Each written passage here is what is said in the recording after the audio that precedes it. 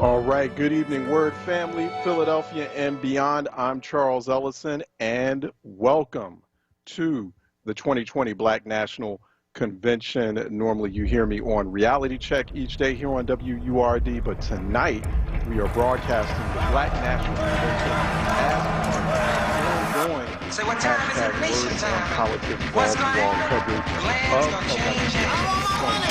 What has America done for all me? know. When you oppress the people, all we gonna do is blow up in your face. They are this year. The fate of democracy, Black lives, hanging in the balance here at WURD. Thought it was only appropriate and essential to partner with New Voices for Reproductive Justice and bring you this historic event live. We're broadcasting live, 96.1 AM. I'm sorry, 96.1 FM. We still got from now to November. Can prevent this from happening again. WordRadio.com, Word TV, on Facebook Live, YouTube.com/onWord to download the Word app. Okay, as I'm told, the 2020 Black National Convention is starting. For more, go to hashtag BNC 2020. Also, blacknovember.org for more information on the 2020 Black National Convention. This is being hosted by the Movement for Black Lives and the Electoral Justice Project. Once again, we're partnering with New Voices for Reproductive Justice. They are our partners. They're making this possible tonight. I am a Black trans woman. Well, let's get this underway. We want to listen in to the Black National Convention, which is starting I'm a sister. now. I'm a colleague. On June 1st, Ayanna Dior was attacked by a mob of people. In response to this, I was outraged. I decided to speak out because Black trans men and women are attacked on a daily basis and targeted. In response to my words, I was met with harassment, violence, and even held at gunpoint. This is a call to action. You can provide resources by giving up your space, your time, your assets, your money, food, shelter, water, clothes, love, respect. We do not need guilt. We need action.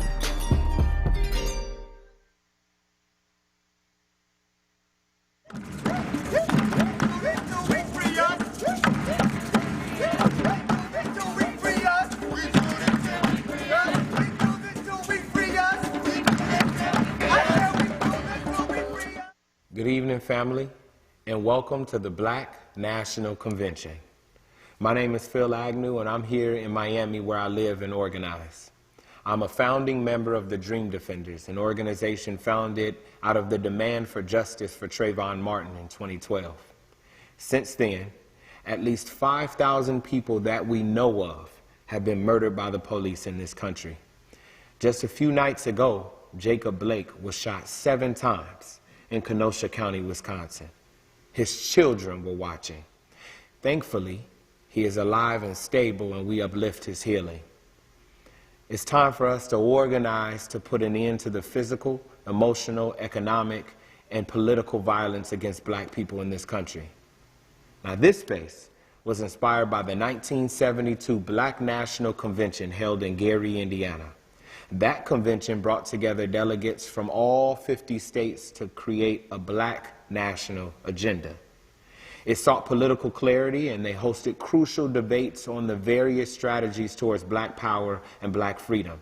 Now, Shirley Chisholm, unbought and unbossed, had just announced her run for president a few months earlier, and just like today, there were a lot of different opinions. We honor that spirit by forging our own principled debates tonight, and we're going to tell our story on our own terms. You just saw 2 pieces of brilliant work. Our promo was created by Black British filmmaker Jen and Kiru, and the second piece comes to us from Minneapolis, where Sister Camilla Love is laying down a mandate and reminding us that all Black lives matter. Today, I'm also here to support my 2 sisters and co-hosts, Angelica Ross and Kayla Reed. Together, for the next 3 hours, we're going to guide you on a journey where we freedom dream together and work to build Black power. And on that note, I'm going to pass the mic to my sister Kayla in St. Louis. Welcome. My name is Kayla Reed, and I'm the Executive Director of Action St. Louis and one of the co-founders of the Electoral Justice Project of the Movement for Black Lives. And tonight, I am one of your co-hosts. 6 years ago, my life was forever changed. On August 9, 2014, when Michael Brown was killed by a police officer here in St. Louis, Missouri. I came out into the streets along with my community to protest, and we've never left. We are still here.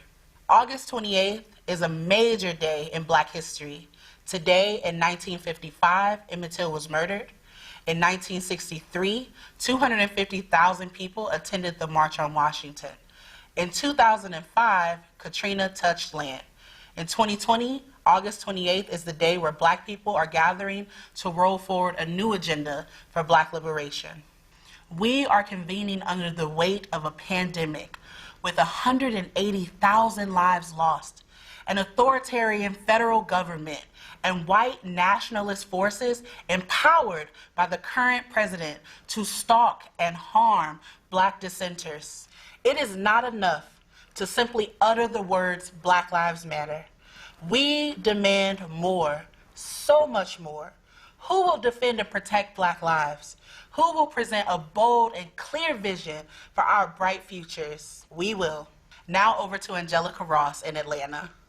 Welcome to the Black National Convention, presented by the Movement for Black Lives. Woo! On behalf of millions of Black people of all ages, genders, abilities, and ethnicities, we are so glad you are here. I am in the great city of Atlanta, so we're repping 3 Black epicenters, and there are so many more. There is no place where Blackness does not exist. So when I say here, I mean everywhere. Global, expansive, powerful. 2020 has been a lot, a whole lot. If nothing else, we can see that almost all of our systems are in a state of crisis. Education, voting, healthcare, jobs, housing, environment. It's asked us to create our own solutions, to stay safe, to change, to sacrifice, and so many of us have stepped up to that call, and the work continues. During these 3 hours, we are going on a journey together across the country and continent to learn about the work Black organizers and creators are doing for Black creativity, power, joy, and liberation. Anywhere there is an injustice against Black people, there's a story of resistance. Tonight, we are telling some of those stories. Now, we all know that Blackness is not a monolith. So, let's be clear. We're not going to agree on everything, and we're not going to get to cover everything tonight. But we want you to engage, learn, challenge, and watch. And come back to blacknovember.org to watch the things that speak to your heart again and again. I thank the Movement for Black Lives for having invited me to address the Black National Convention 2020. This is an extraordinary moment. More people than ever, not only in the U.S., but all over the world, are finally acknowledging that racism is not simply about individual attitudes that can be overcome with individual therapy or the like, and that it is not simply about developing policies of diversity and inclusion which leave larger structures intact, structures that were responsible for white supremacists and exclusionary practices in the first place. I can also say I am immensely excited because we are finally engaging in public discussions in Black communities and beyond about radically transforming those structures that have served as the lifelines of racism, misogyny, transphobia, ableism, and the economic injustices that are ubiquitous. Prisons are racist and inhumane institutions that do not make our society safer. They do not rehabilitate. Efforts to create better prisons most often render state violence more permanent and more palatable. Racist police lynchings, such as the one that claimed the life of George Floyd, cannot be ended without abolishing the very institutional conditions that rendered possible his murder, Breonna Taylor's, Tony McDade's, Rayshard Brooks, and the untold numbers of others. The connection between state violence and racism is not simply a U.S. problem. Let us remember that Black queer activist Marielle Franco was assassinated by a former police officer in Brazil. Adama Traoré was murdered by a police officer in the suburbs of Paris. His sister Assa has led a movement against racist state violence in France over the last 4 years. People in Iran are still standing up to the government in an attempt to memorialize those who died in the 1988 prison massacre. We do not get rid of the old and assume that the new must be constructed on the same foundation as the old. We create new foundations, new footprints, new societies. Our focus today cannot be so narrowly directed toward what we oppose, but rather it should be directed at what we want. This is a moment ripe with possibility.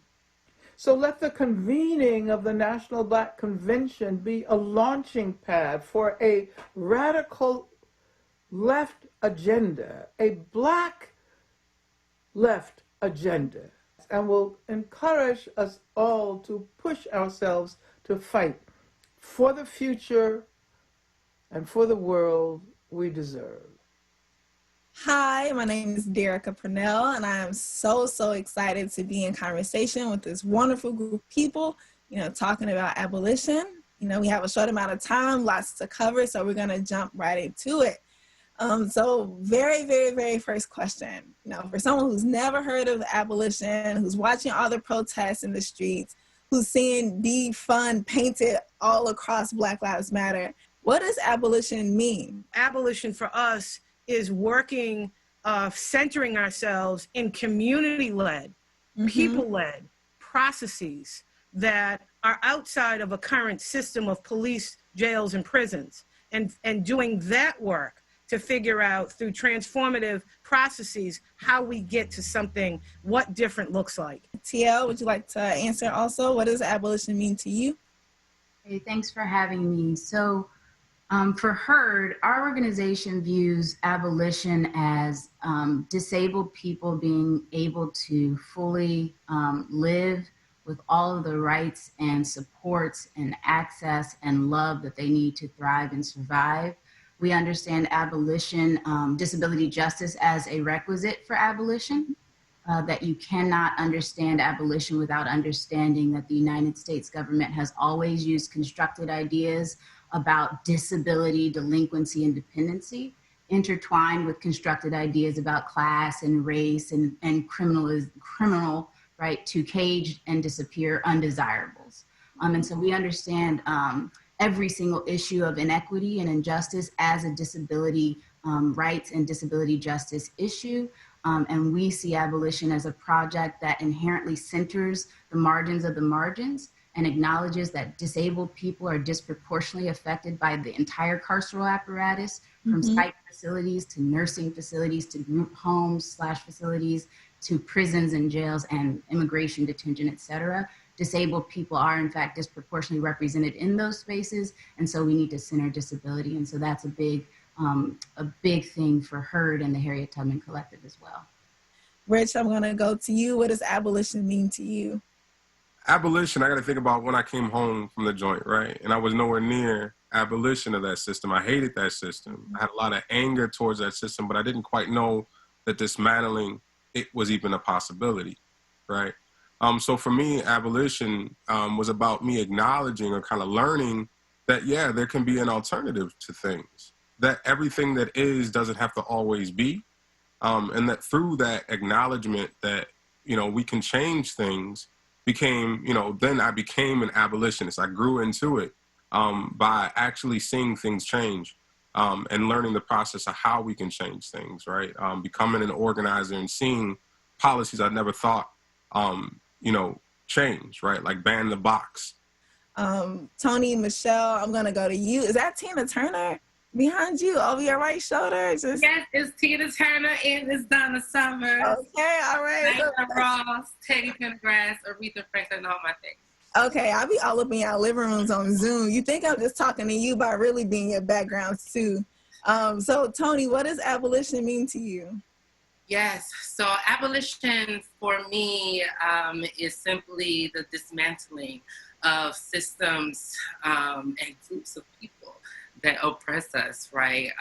And for the Solutions Not Punishment Collaborative, as a Black, trans, and queer organization, we see abolition as the ending of violence against Black trans people, right? Particularly the ending of murders and murdering of Black trans women.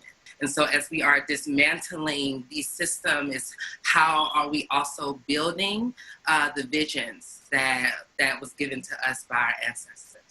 Sometimes when I talk to Black people about abolition, they say, what about Black on Black crime, right? And they don't mean it as a talking point, as a right-wing conservative talking point to undermine the project. But they like, do you know my neighbor? Do you know who lived down the street? Do you know the people who, I've encountered throughout my life who have caused me harm? And now you don't want me to call nobody. And if you're from, St. Louis, like where I'm from, or if you're from Chicago, all of these cities with urban violence usually get held up. It's like, look at the Black people in these places. They don't want abolition. I'm curious about why is it so important for Black people, especially, to know about abolition? We're talking about people who are vulnerable to their parents, their lovers, their neighbors, strangers, and the state, right? And the state. Rich, can you help me out? Why is it so important that Black people especially know? In our communities are concentrations of the disproportionate impact of police harm, all state violence, of economic violence, right? And so they don't want us to dream of new solutions, right? They don't want young Black folks in communities that are food deserts to think about options that aren't capitalistic in order to create alternatives to fresh food and water, right? They want us to be dependent on their means. And essentially that is one of the biggest challenges, is that really shifting our people from, thinking, I think we have to begin to think about how do we control the institutions in place that are educating our people, that are feeding our people, so on and so forth, so that we can actually build abolitionist futures with abolitionist people, right? We need more people to be able to claim that, and I think it's extremely important. Why should Black people know and care and practice, in abolition? Abolition is the process, the action, the end result of faith, right? It's like what is possible on the other side, and having faith that you and your people will make it through to what your imagination holds, right? So, and that's for Black folks' freedom. Andrea, oh man, I'm so happy that you're here and you talked about abolition organizing and you do work with people who are currently and formerly incarcerated. Because we are and for years at this point, have been in a moment with, people who are directly impacted, who are finally getting an opportunity to speak up around, what are the solutions around criminal justice reform? As directly affected people who had the experience of incarceration, whether currently or formerly incarcerated people, we really, over the past, 10 years, worked diligently on creating the space at the table, at the policy table, at the information table, at the academic table, at all of these, at the research table, to not just be the story, not just be the person that's brought out to be on this panel to talk about all of the really heart-wrenching and ugly pieces of our lives that landed us on a prison bunk. And then somebody else is turned to as the expert. We are the experts. We too are the experts. And we make a really complete picture and presentation and information about what this is all about. Great. TL, I'm gonna come to you. Why is it so important, especially for Black people, to know and to understand abolition? often a lot of folks who practice abolition or who think they practice abolition and are in many realms are missing a large component of what is included in carceral systems. Just understanding how these systems literally feed off of and inform the other is really critically important. So all the folks on this call, I've been in community with all of you talking through that. What does that look like? Why is it important to understand prisons as sites of disablement? And what does that mean for our community coming home? What supports need to look like? What does abolitionist organizing need to look like, considering that disabled folks are disproportionately affected by carceral systems? So for me, it's like those everyday one-on-one conversations. My organization has been doing a lot of work with a lot of prison abolitionist organizations to get them up on this disability justice practice and language. So that's a lot of our work, and it's hard work, it's tough. But we're in the struggle, and we want to make sure that everyone is freed. Free all our people means free all our people. No coerced treatment for supposed drug addiction, et cetera. All of that is forms of incarceration. And when we play into that, we're playing into the hands of the carceral system when we say, don't incarcerate, just put them here, just throw them there, just label them with this disability. So that's the work for me. Sometimes when I hear people talk about like cutting, the jail population by half, it's just like, well, there were like 3,000, 3,500 jails. There's almost 2,000 prisons. The institutions you named, the psychiatric, like coerced psychiatric facilities, there's drug courts, there's so many people who are on parole and probation. There's not correctional control, but it's carceral control. This is not including the foster care system. This is not including the school to prison pipeline. So there's so much opportunity to resist and to dream and to have alternatives and to create new societies altogether. I'm so happy that you mentioned the scope of the systems that we're up against, because there's a lot of hands that we need on this freedom plow, right? And so thank you so much. And before we hop off, before they move on to other sessions, I'm so curious. What does winning look like to you? Hey, this is TL. For me, winning looks like folks fighting for liberation of all types are literally one and the same, that there are no separations between them. And folks are really thriving and living, and no more cages, no more incarceration of any type, that we quite literally have rest, right? Like, I feel like rest is something that Black people have long since deserved, and we have paid dues that we never owed. And we're still paying on those unowed dues now. And it's time for that to end, and it's time for reparations. So all of those things look like winning to me, and getting everybody home with us and living free. Us looks like the implementation of all of the pieces of our abolitionist work that we do under the infrastructure of reimagining communities, our participatory defense, participatory budgeting, our cooperative a business fund, our liberation political training project, our clemency project, and most importantly, our Transform Harm project. Okay, Tony Michelle, bring us home. What does winning look like to you? Walking beside all of these amazing people and their visions and plans and strategies to win. That's winning. To me, number one. Y'all need to go on tour. Like this for y'all organizations, y'all need to take this on the road. This is so good. I feel so honored to even be in conversation with each of you. And I'm so grateful that all of you doing your organizing work. And I think we made the time. So thank you. Thank you for joining the conversation.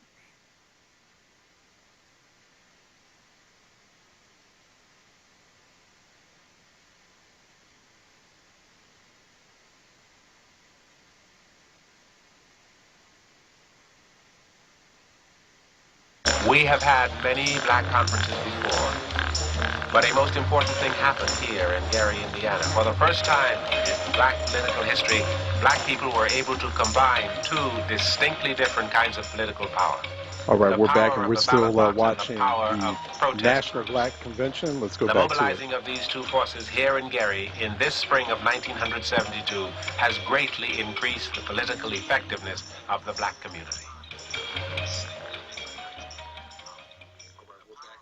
It's a pleasure to be speaking with you today and really not only recounting that history is special to me, but looking at how we carry it forward. It is indeed an honor to meet with you, Mayor Lumumba. I remember your dad at the National Black Political Convention. We were trying to get the Black agenda passed at that point. And I was wondering, as a mayor, what things do you relate to in the activities of your father and folks like me that were following him and the leaders we had doing grassroots independent politics, and how that fits with what you're doing now in Jackson, Mississippi?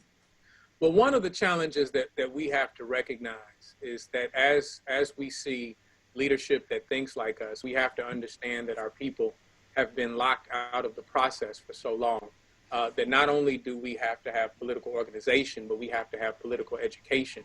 So we understand the structures as they exist, and even, you know, dare to break down the structures that don't work for us. And so it is our mission through a collective process that we move our people from being the governed to the governor.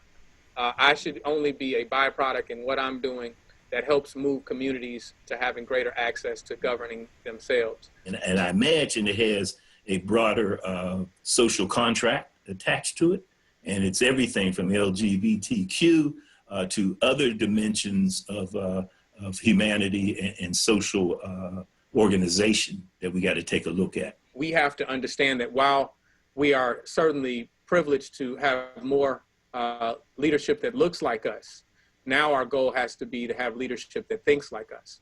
And so I encourage our communities to turn this political process on its head and re-envision how we draft our own agenda instead of, you know, electing people who tell us all of the wonderful things they can do on our behalf. We create our own agenda and draft the people who represent or who subscribe to the agenda that we have collectively put together as a community. What were some of the things that you can recall about 72 and what came out of that movement, the primary takeaways? We had organized folks from all over the country, and I could see that there was a tremendous body of our folk who wanted liberation and believed in independent politics. And what I would hope, what we see now, is that the same type of energy can be harnessed like it was in the 60s.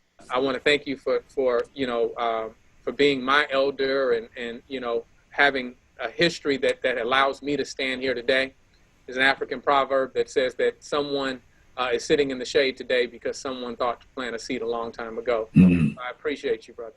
Yeah, I appreciate you too, man. Keep up the good work, building independent infrastructure that's Black controlled and owned is the name of the game.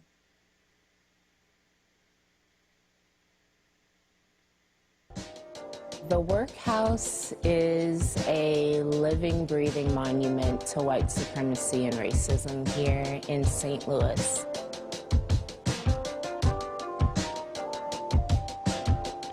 Yeah, it was a conversation between one of the founders of the first National Black Political Convention in Gary, Indiana in 1972, and then Mayor Chokwe Lumumba of Jackson, Mississippi. And so let's go ahead and continue to tune in the 2020 Black National Convention. I was the victim and there's a video that's playing right now. Let's tune into that. And I did what they say you're supposed to do. I left my husband. I took my 4 kids with me.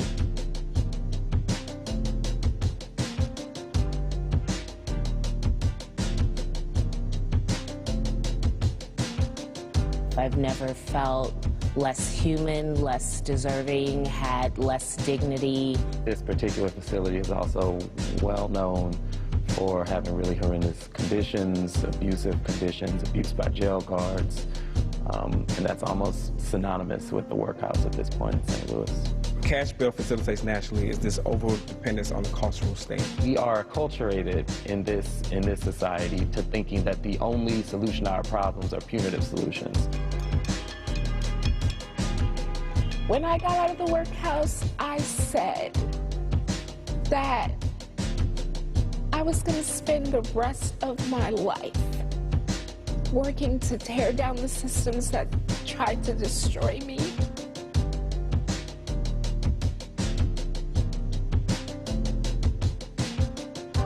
So now I'm just like, so what's next? What are we doing next? We taking on the police? We taking on the police budget? Like, what else are we gonna do? When we started this campaign, it was literally about 6 people sitting in a room that said we should launch this campaign, we should focus on this, sustain this call, build a strategy around it, demand it until it happens. And it went from that 6 or 7 people to thousands of people in St. Louis that have gotten engaged. This campaign has changed my life. It has changed the life of every single person that lives in St. Louis, whether they know it or not. If you want a city without your jail, get your people together, come up with a strategy. Because when we fight, we win. My name is Chino Hardin, and I'm the co-executive director for the Center for New Leadership on Human Justice and Healing.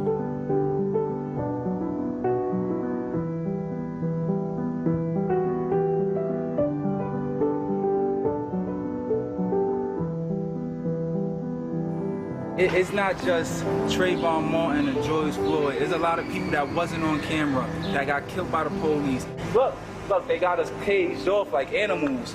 The police harassing me before it was stop and frisk. You know how many times I got stopped by the police on a stop and frisk? Sometimes it's like 4 times back to back in one day. We're trying to see how we can get the government foot off our neck so we could breathe. See what I'm saying? We wanna breathe to the point where we can blossom as a flower. As a black person, I wanna blossom. I want my kids to blossom. It's important for folks from Bed-Stuy to know how to live with the land. I have been camping and learning to live with the land for over a decade now. To leave Bed-Stuy and go to New Legacy, I think they're gonna be in awe. I think conceptually we could think about mountains and trees, like we've all seen them, right? But I think watching that on TV or seeing it passing by really quickly in the car is a completely different experience from being developed in it. Nature! Now we can breathe. And it is think about it. Now we can actually breathe. I always wanted to see a waterfall. The only waterfall I ever seen was on a Cold Spring bottle.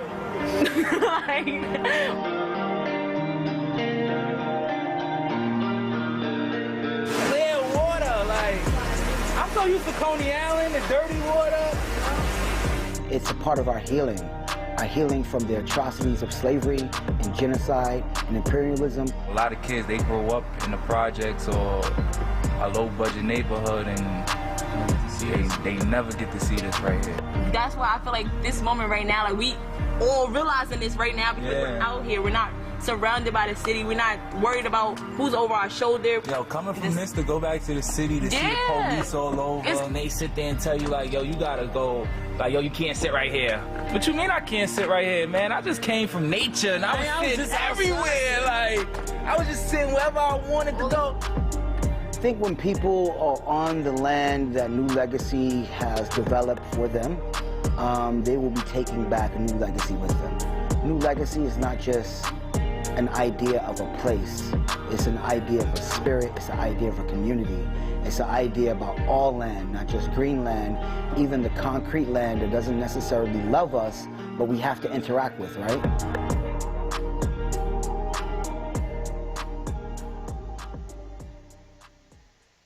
Accessibility as a cornerstone in our call towards justice is a goal that the Movement for Black Lives is committed to realizing. The more accessible our work, the deeper our impact, and the more connected our push for change. We have a responsibility to show up for each other, however we can. I got to talk to Vilissa Thompson, an accessibility expert and organizer working for Black liberation within the Movement for Black Lives. Welcome back to the Black National Convention. I am sitting here today. My name is Kayla Reed, she, her pronouns. I am a full-figured Black woman with long brown twist and a black dress with my I voted pin, wink, wink, and burgundy glasses. And I am sitting here with the fabulous and brilliant Vilissa, who is going to introduce herself. Thank you so much for that, Kayla. My name is Vilissa Thompson. I use she, her pronouns. I am a light-skinned Black woman who is sitting in a wheelchair. I have on small rectangular-shaped glasses, a purple reddish lip. My hair is long and hanging down my back. I have on gold hoop earrings, and I have on a sleeveless top that is multicolored. For those who are watching, can you explain what disability justice is and why it's significant in our movement? Yes, disability justice is basically centering the intersectional oppression that disabled people can experience. Some of those identities are disabled people of color, like myself, disabled people who are houseless, disabled people who are immigrants, disabled people who are queer, and so on and so forth. There are a lot of misconceptions about how we even talk about people with disabilities, how we talk about people who have different accessibility needs.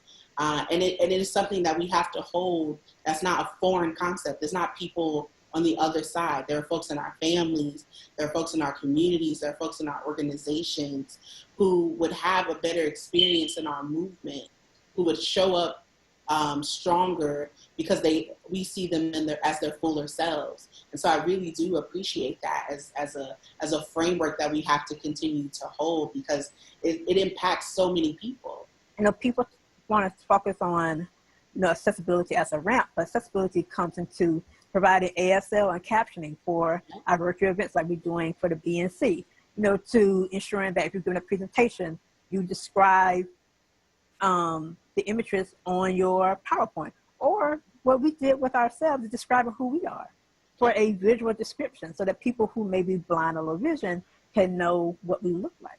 So it's the little things like that that really is important to adding a disability lens that doesn't just go into the areas of interest when it comes to police brutality, employment, housing, but also making people feel fully included into our spaces, fully welcome into our spaces so that they know that they belong. The last thing I want to say is that disability is not something to pity.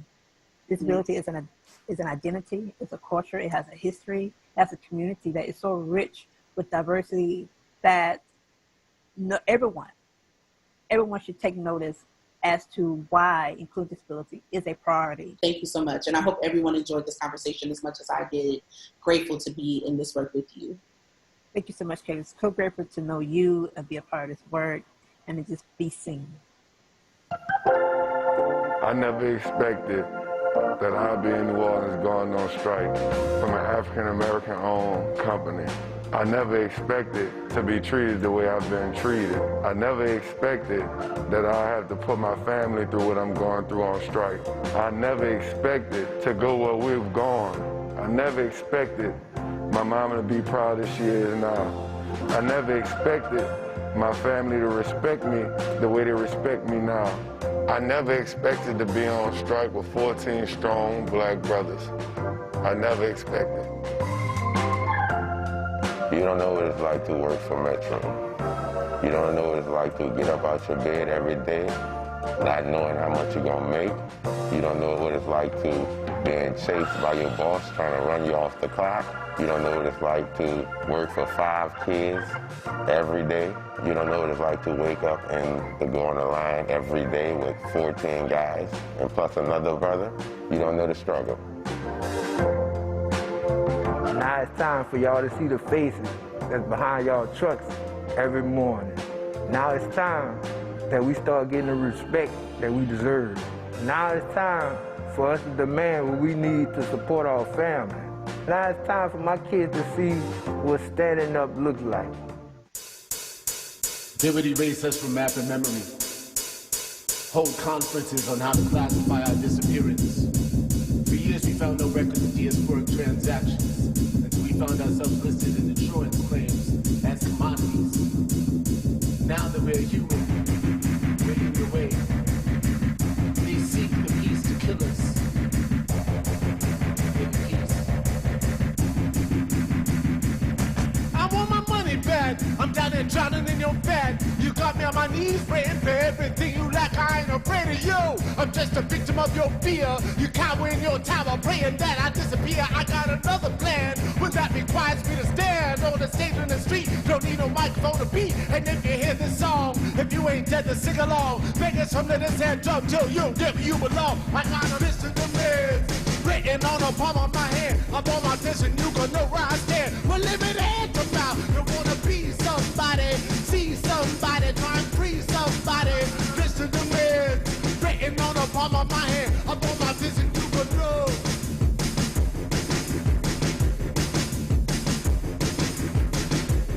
I wrote a song for you today while I was sitting in my room. I jumped up on here. But when I made it in my head, I made you reappear. I wrote a video for it, and I act out each part. And then I took your picture out and take to my heart. I did to my heart, nigga, I did to my heart. And if you pull away from me and tear my life apart, I gotta listen to me. Written on the palm of my head, upon my vision, you gon' know right there. But let me let them out. You wanna be somebody, see somebody, try and free somebody. Listen to me. Written on the palm of my head, upon my vision, you gon' know.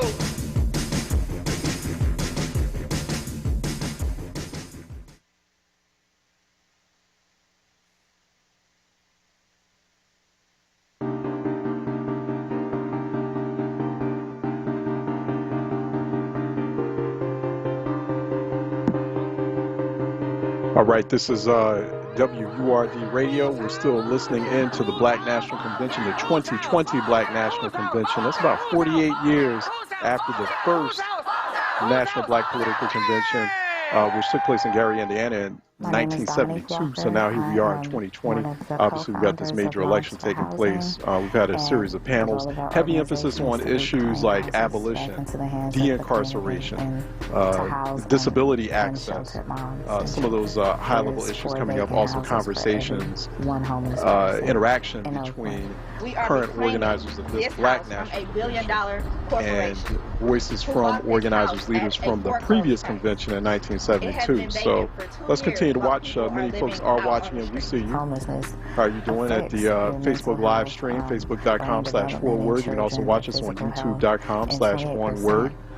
And you're listening in through our live stream at wordradio.com. 96.1 FM, 900 AM. We're here on WURD, the home of Black Talk Media. I'm Charles Ellison.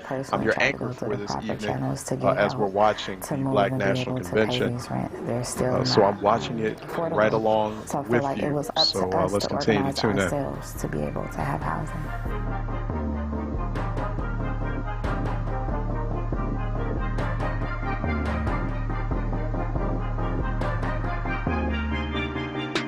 They may have arrested the mothers tonight, but this was a win. This is a win. That's right. 50+ days. All right. 50+ days, mothers and babies off the street. This is a win. The majority of the people living on these streets are Black people.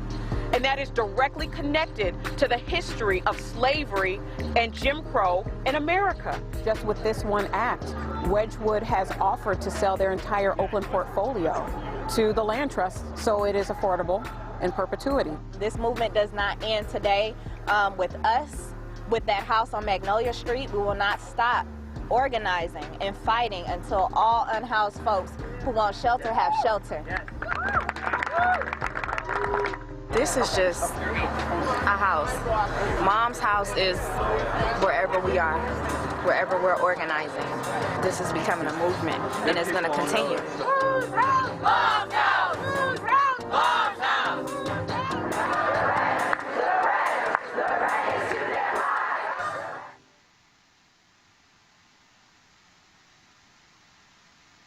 We are super excited that we have 4 brilliant people with us that have committed their lives to this work and have dedicated their lives to moving us closer to liberation and have worked to synthesize the role land and food will play in getting us there.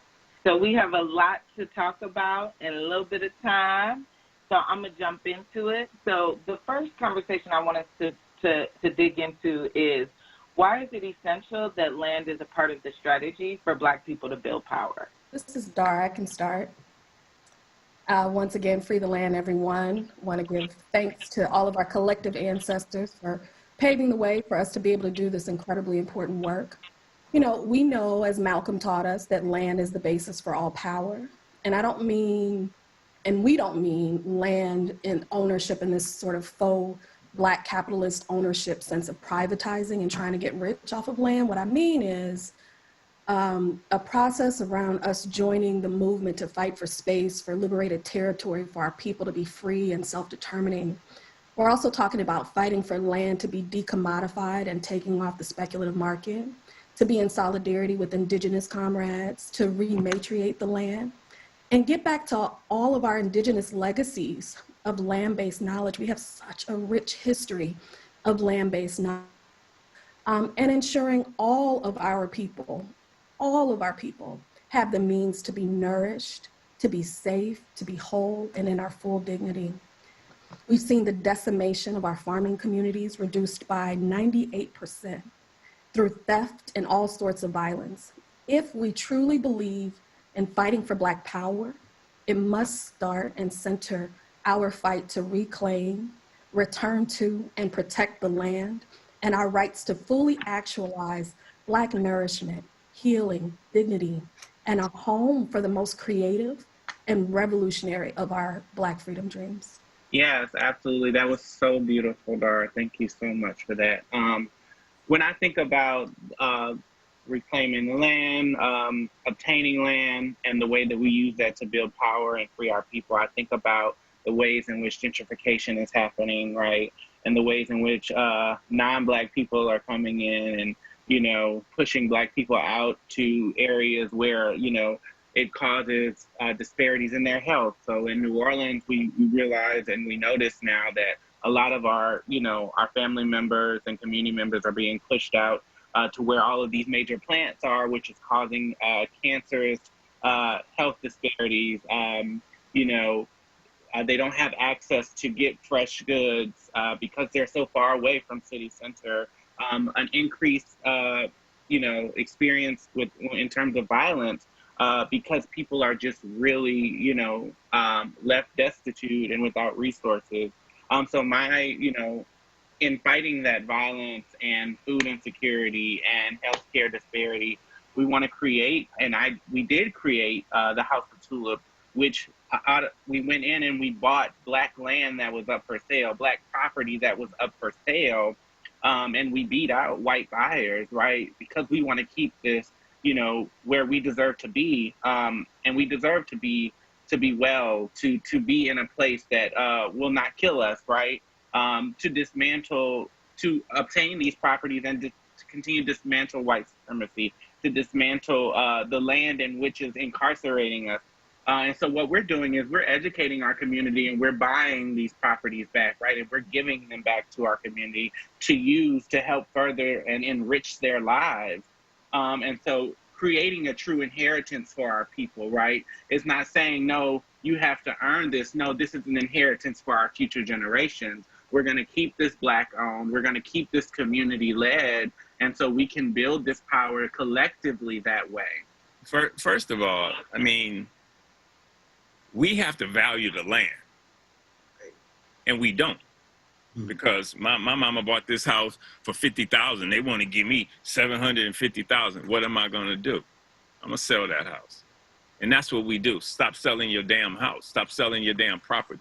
You know, and then they come in and all of a sudden the property's $2 million. And that's what's happening in LA. I work with Destination Crenshaw, which it's going to be the first train leaving the airport that goes down Crenshaw Boulevard through the community. And a lot of people accuse us of helping with the gentrification. And I'm like, no, we deserve good shit too.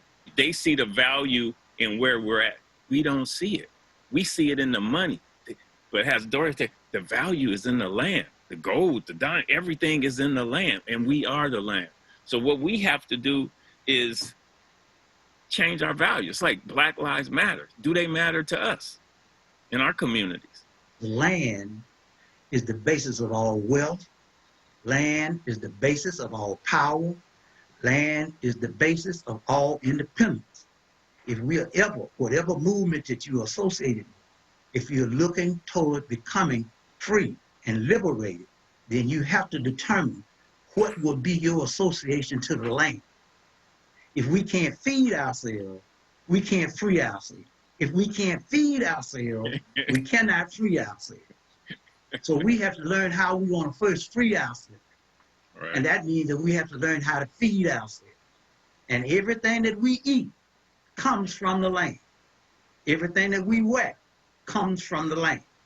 The reason that we have been, that this nation and really the world wants to exclude people, especially marginalized populations, from the land, because they recognize that if you have a land base, if you are anchored in your own property, that you own this property, then you have some rights. The rights in this nation are really granted to those folks who are landowners. The first property owners in this country were the landowners. They never brought us here for the intention of us becoming landowners, for us to become property development. That never was supposed to happen. We have come here to work for them and them only. We're never supposed to have anything for ourselves. So we have to determine, with everything that is based against us, everything that all of the laws that have been established, going back to old English law, how do the landed people take land from the people who had very little? And the laws of this country are basically based on that old English law, to take whatever property you have from you and to give it to somebody who don't need it. So our effort must be to first understand how we have to move to take back control of take for the first time in many instances control of our communities. And we take control of those communities by first having an understanding of how the land base, what are the resources in the community that we have that we're going to build around. That's the economics. We didn't get shown the economics of this in our schools, and that's accidentally on purpose. Once you show a child the magic of putting a seed in the ground, and all of a sudden they got a carrot. I made this. You're right, you did. You can't add that. That's for life. But we have to still keep instilling that in them. It's not just that one lesson. You know, a lot of us all our lives we had that one lesson where you put the seed in the jar and you watch it sprout. Oh my God, that's magic. That next. No, get that seed and put it in the soil in that garden at the school, and you're gonna have 1,000 seeds. This is so good. I'm curious if I can complicate this conversation around land a little bit, because as Black folks, we were literally part of the first tier of capital in this country, right? And so for the movement for Black Lives, and I think many folks who are sitting in this panel, we consider ourselves anti-capitalist. And so I'm curious about our ability to be on and with land as a necessity for our liberation. I think it's really important for us to name, what we mean, and also to be careful of replicating colonial patterns. We don't want the continuation of colonialism. We don't want which means colonizing the land, which means colonizing people, which means displacing people, which means extracting from people and from the earth. We don't want that. And so I think we need to be clear about what we do want. And what we do want is a regenerative relationship with the earth. We do want a regenerative relationship with each other. We don't want to be extractive. It doesn't mean that our communities can't be well, can't be fed, can't be taken care of. And so what we need to see is a more collective sense around what we mean by wealth creation, what we mean around our relationship back to the land. Let me say this. As we understand it, as has been presented to us, capitalism is based on exploitation. They built it based on free land, on free labor, on free access to capital, and on free management. We did all of that for them. So this is the greatest system ever created that you didn't do anything to work for. You didn't have to pay for it. You got somebody else to do everything for you. So we have to look at other models, because that model doesn't work for us. We can't go out here with an economic model that embraces capitalism at all. We just need to get away from it altogether. We do. That's the reason we're so involved in the cooperative development movement, because it engages people above anything else, above capital, above your political systems that control you. You ought to be able to have some say about whatever business you want to operate, or whatever businesses are operating in your community. Then you have to be organized to the point where you can make those things happen for you. Yes, we literally could be in this conversation for hours, and want to give Dara a chance to give us the last word. What does it feel like to win? When I think about us winning, it feels electric. I think about the feeling that I get when my feet are able to touch the earth.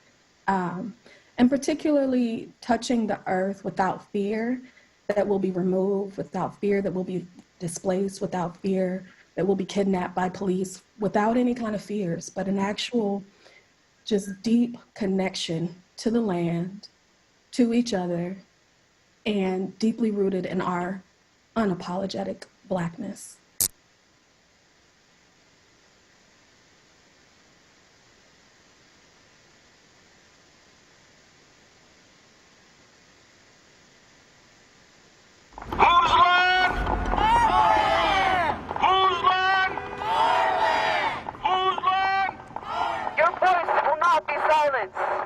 We will walk upon trucks tomorrow. We say enough. We'll take back this stolen land, one rock at a time. If it's starting with Mount Rushmore, and it's not going to end. It will never end as long as we have breath in our lungs, as long as we have blood in our bodies. We will keep marching. We will keep shouting. We will keep protesting. No, protecting. Because this is our land, and we're going to take it back, and there's nothing they can do about it. What do we want?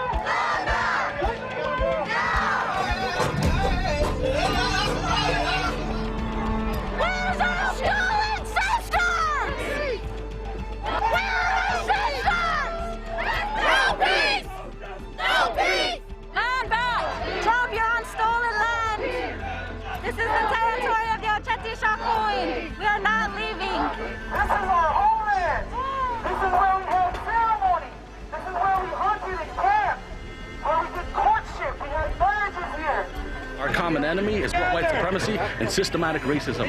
We've seen what happened to our black brothers and sisters. We know that the movement for Black Lives and Black Lives Matter stands with us as Indigenous people as we collectively fight for our liberation, for the collective movement for our people. And our goal is not just to resist. Our goal is to radically transform this country so that it works for everybody. This is sacred land. This is Lakota land. This is my land. I can stand right here.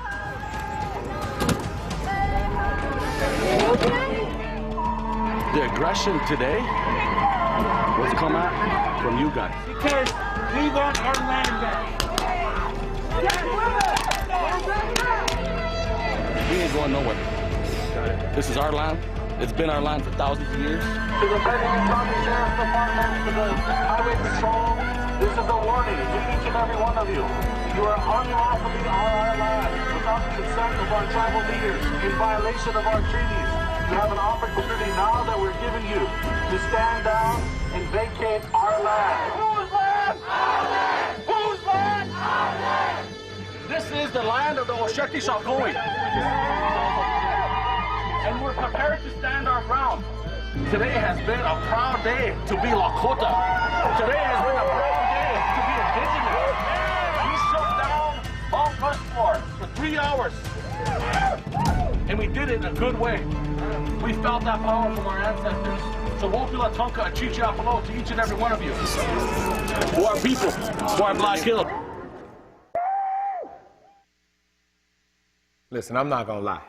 Living in Miami, I feel as vulnerable to climate catastrophe as I do to police violence. Scientists are predicting that this year, 2020, the hurricane season is gonna break records. In Miami, the water is rising. The rent is rising. Unemployment is rising. Next, Ayanna Johnson and Colette Battle, two of my comrades, two climate researchers and advocates, are going to remind us why we cannot separate climate from race.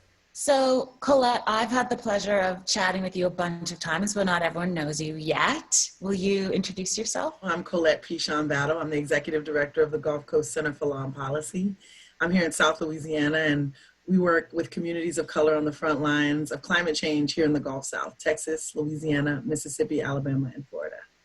And I remember meeting you in DC at a meeting, and all I remember is you, I remember seeing a Black woman and ocean. That's all I remember. Can you introduce yourself? My name is Dr. Ayanna Elizabeth Johnson. I am a marine biologist, and I'm just completely obsessed with ocean and climate policy. So when Colette and I met, it was at this summit for a Green New Deal and trying to figure out like how would we actually make that work in a way that works for people. And so that's what it's all about, right? When we talk about saving the planet, it's like, but who are we saving the planet for?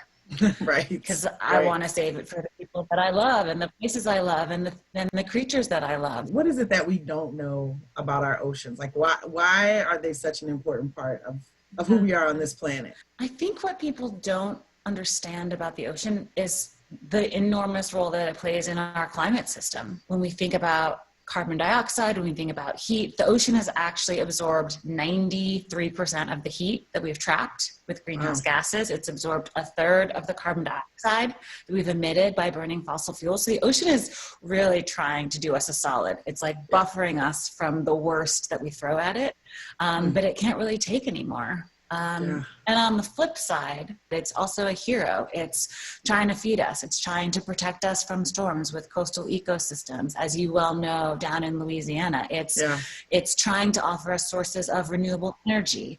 And so we need to just remember that the ocean is there to help. Have you come across other Black folks doing climate work, or what's been your experience? I know you've got this great podcast and you get to talk to a lot of folks. Who are you seeing out there? The short answer is not enough. I think we both know there are a lot of Black folks doing really important climate and environment work, but they don't often get the microphone. Their work doesn't always get the shine or the funding that it deserves. And so that's something I care really deeply about is spreading that around. The next step is changing the rules of the game. This is a policy play right now. I know you are on to the policy game.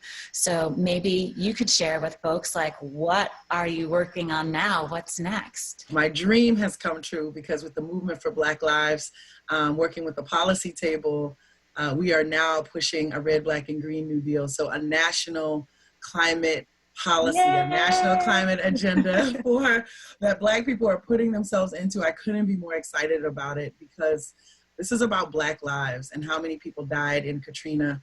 And this is our fight. This is about us. So I couldn't be more happy to be engaging more Black folks into this conversation. In the same way that you've been working on this Red, Black, and Green New Deal, I've been thinking about the Blue New Deal, because the Green New Deal basically left out the ocean.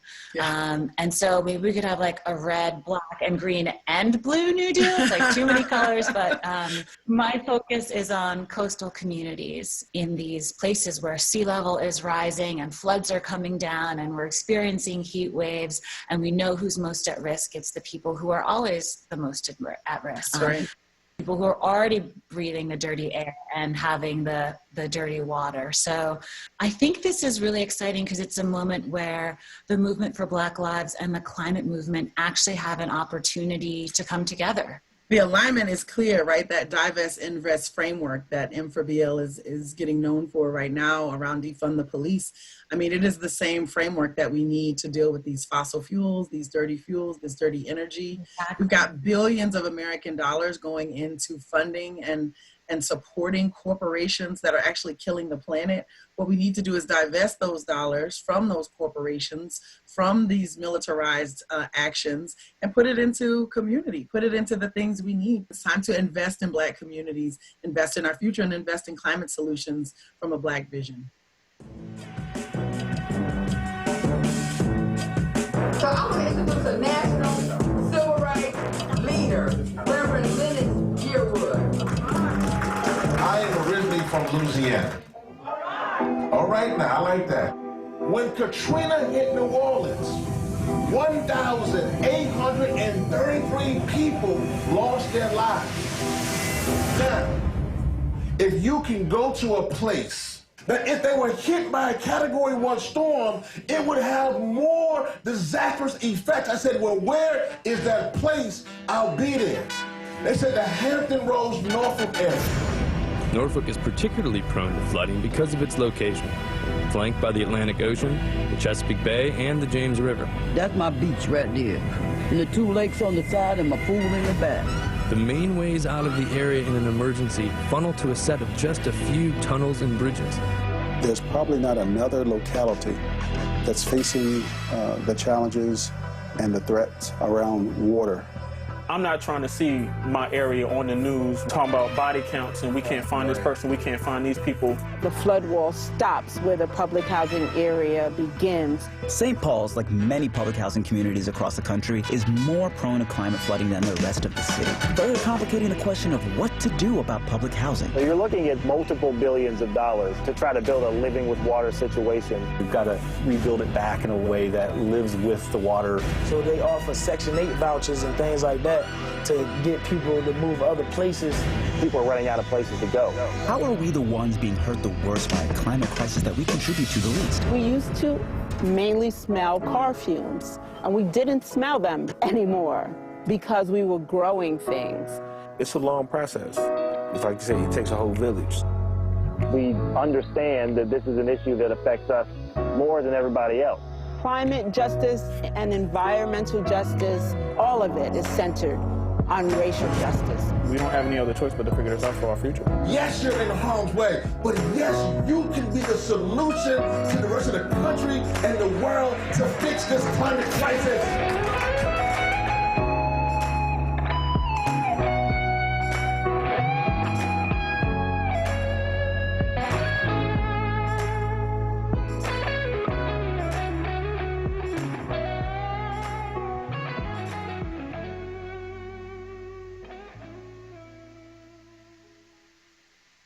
I'm doing well. How are you doing?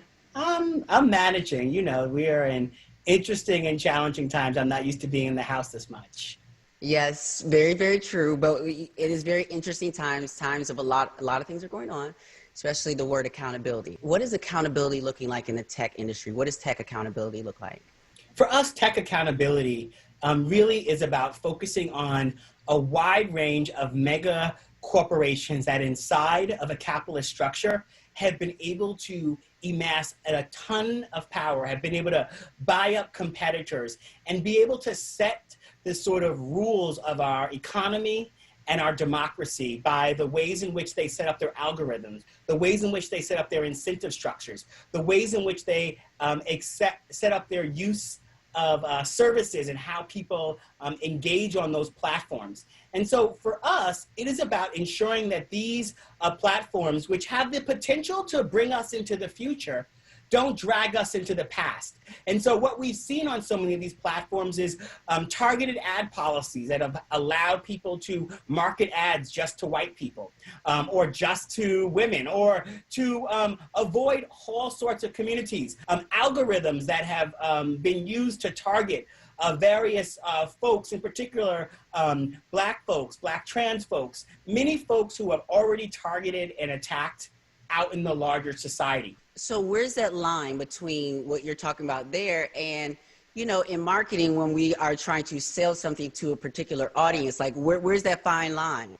I mean, the fine line is that, yeah, you should be able to market at a particular group and you should be able to engage them. But a white nationalist group shouldn't be able to set up a platform on Facebook and then through its algorithms be able to target and attack various people. Targeting marketing is something that we do in society already, right? Like you should be able to run ads on logo if you want to reach a community. You should be able to run ads on BET or CNN or MSNBC. But what you shouldn't have happen is have a situation where all sorts of content, micro-targeted content can live on that, and then ads can be placed on it that monetize that content, that allow that content to be profit. And so while we've been engaging and pushing on Facebook for years, we mobilized around this Facebook ad boycott, really to be able to tell corporations who were saying Black Lives Matter that you can't continue to support a platform and advertise on a platform that allows Donald Trump to incite violence against our community. You can't continue to advertise on a platform that allows him to lie about vote by mail, which we know was an attempt to suppress the vote. all of these things have to be part of ensuring that these platforms are not continued to be weaponized against us. Groups like the Center for Media Justice and Some of Us and Color of Change really sort of went to Facebook and demanded a civil rights audit to really audit all their policies and practices. This is about ensuring that government at its highest levels are holding corporations accountable, because when corporations are not held accountable, Black people are exploited, targeted, and put in harm's way. They will say that Black people are vulnerable, but Black people are not vulnerable. We are been attacked, targeted, and exploited. And that is why we have to build power to change the rules, because that is the only way that we can make a more human and a less hostile environment on these platforms. So Rashad, what should we be on the lookout for in this upcoming election with regards to the election and the intersection with technology? We're going to see an unprecedented amount of disinformation on this platform, focused on creating all sorts of attempts to suppress our vote. This will be happening at an incredibly fast and rapid pace, and we will have to do a lot of work to expose it, to help our people get the right information, and to be able to move on it. And so what we all need to be looking out for is that misinformation and the disinformation that show up on the platforms, all focused on ensuring that the Black vote, the Black voice, and Black energy and power and culture is suppressed. Wow. Well, we will definitely be on the lookout for that, Rashad. Thank you very much for giving us all that heads up. We really need it. Thank you. They call me Future because that's what we're fighting for. I've said this before and I'm going to say it again until it lives in us. Activism doesn't build character. It reveals character. You feel me? You all are the revelation. These families are the revelation. And we need the revelation in order to have a revolution. We are not just fighting against the government. We are not just fighting against the president. We are not just fighting against an administration. We are fighting against a belief system. And so, our belief system must be stronger. Our belief system must be better. Our belief system must be irresistible. And so we have to fight for each other as we would fight for ourselves. Hey everybody, so excited to get this panel started today on the electoral justice ideologies that we all have been using to fight for our liberation. This panel will discuss the structural barriers that need to be removed and what it will take to win in November and beyond. The panel will also discuss how electoral justice as a framework is an important intervention as we continue to lift up the voting as a strategy in our organizing. So my first question to this amazing panel is, how do you see elections and the ballot as a source of achieving justice? I really look at elections as opportunities to do movement building, because when you're engaged on the ground with elections, you're talking to a lot of people. You're struggling with a lot of people around, you know, their day-to-day lives, their lived conditions, the contradictions that they go through every single day. And I think it's an opportunity to build power. Unfortunately, sometimes elections are more like events where you have a big event and then the day after you sort of strike it, or it's like a sandcastle. You build this sandcastle and then like the waters just flow over it and then it's gone tomorrow. And I think when we talk about electoral justice, to me, it's ultimately about building power. And so how are we using elections, these opportunities to engage folks en masse in the thousands and the millions about the issues that we care about the power that we're trying to build, and then, you know, attach it to what we want from our political leadership. To me, that's the power of elections, engaging in those relationships and then thinking about how you use that momentum after the election. You know, I want to move now to Bree, and it's the same question for you. I don't necessarily see elections as achieving justice per se. I wouldn't necessarily use that term because I view the existing system itself as being fundamentally unjust in many ways. and it is the existing system that we are trying to fundamentally transform. And so I just kind of like really view it in that way, as like, in that process, how are we understanding what it would look like to have a functioning democracy, right? I do think that, voting and kind of like recognizing what an election should be is a way to kind of exercise that muscle. Like, I think democracy is almost like this muscle that we have to exercise and we have to practice as we, continue to theorize around what it would look like to actually have the system that we would like to see. So I want to go now to you, Derek. If you could tell me a little bit about how do you see elections and the ballot as moving towards or a source or achieving justice? What is your opinion on that? Coming from the NAACP, which has a long track record of using the electoral process. So election is about movement building. Election is about positioning. Election is about controlling budgets. Election is only a tool in the toolbox to get to the issue of power so the African diaspora can actually sit in a space to be self-determined. Yeah, that's right. We have to engage in what we've been trying to push of co-governance, right? Where we're constantly governing ourselves and moving towards community-led governance. I mean, I have so much. This conversation, like I would love to just keep going. But I want to throw it now to you, Maurice. If you can talk a little bit about, where have you seen it work? What are you doing? I mean, y'all are doing a lot of great things. We want to hear a little bit of your story. In my experience in organizing Black communities on electoral organizing, on movement organizing, and issue organizing, is that Black people, and we're not a monolith. So, and I don't believe in essentialist thinking, right? There's some Black folks who aren't sharp at all, but on whole, Black people. Who, Maurice? Who? No, I'm just kidding. Go ahead. I'm just kidding. Go ahead.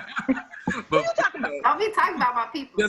Just channel somebody in your head. That's who I'm talking about. But Black people are some of the most nuanced and sophisticated political thinkers, just everyday working class Black folks.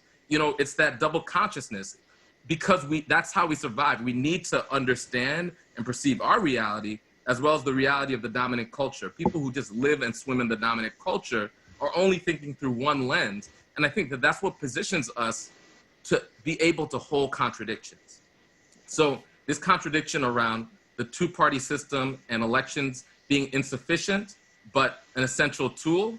Like we wake up every day in white supremacy. We understand that we live under white supremacy, and that when we wake up and in between when we wake up and go to bed, we need to come up with certain tactics for survival, to survive white supremacy. We know white supremacy isn't going away tomorrow or next week or next month, but it is our duty to try to end that system and try to end the structures that hold us back. And that's the same thing with elections. We know that the electoral system, that gerrymandering, that the money in politics, that all these things are structural barriers that aren't going to go away tomorrow and are insufficient and are stacked against us. And still, day to day, we figure out how to use elections in the most effective way for our survival. And we still want to focus on how do we eventually get to a place where we could have ranked choice voting or ranked choice voting with multi-member districts, or eventually repeal the electoral college, or do these big things. But meanwhile, we do the necessary things for survival in order to build power. And I think this, this ability to hold contradictions, there is no way under white supremacy and capitalism that we won't be in struggle that includes contradictions. The question is, what contradiction are you deciding to hold? We're going to be wrestling with these contradictions. We'll have to deal with the trolls on Twitter. And I think the question is, for us, it's like unity, not uniformity, right? Unity, struggle, unity. And that is, I think, the space, if we could develop unity, some principles that we agree on, and some stuff we know we ain't never going to agree on, and that's okay. Then we could have unity around those principles. We could struggle around those things we don't agree on, and then come back to unity.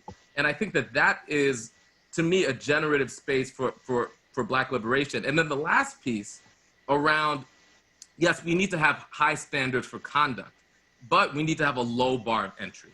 And all of our people need to be able to be witness to the work that we do, right? Because we know we should anticipate our folks, when they come in the door, to be swimming in the white supremacy, the consumerism, the homophobia, the patriarchy. We should not be surprised when we encounter that in ourselves and in our people and in our organizations, our job is to be vigilant that when we see it, that we respond, and that we don't respond and chastise our people, but bring our people closer to us. I 100% agree that tension is a good thing.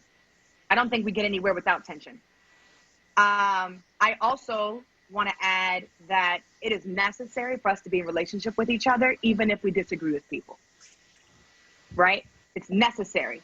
I've been in too many stories, in too many cases where I've had to have a relationship with the person that I disagreed with just so we could know each other's plan and strategy and also help each other out when we needed it, right? If we actually come to this work in community, like my boss said, like President Johnson said, then we shouldn't have an issue building a relationship because we have the same reason, the same core belief and reason why we're doing this work. And our end goal, right, is the same.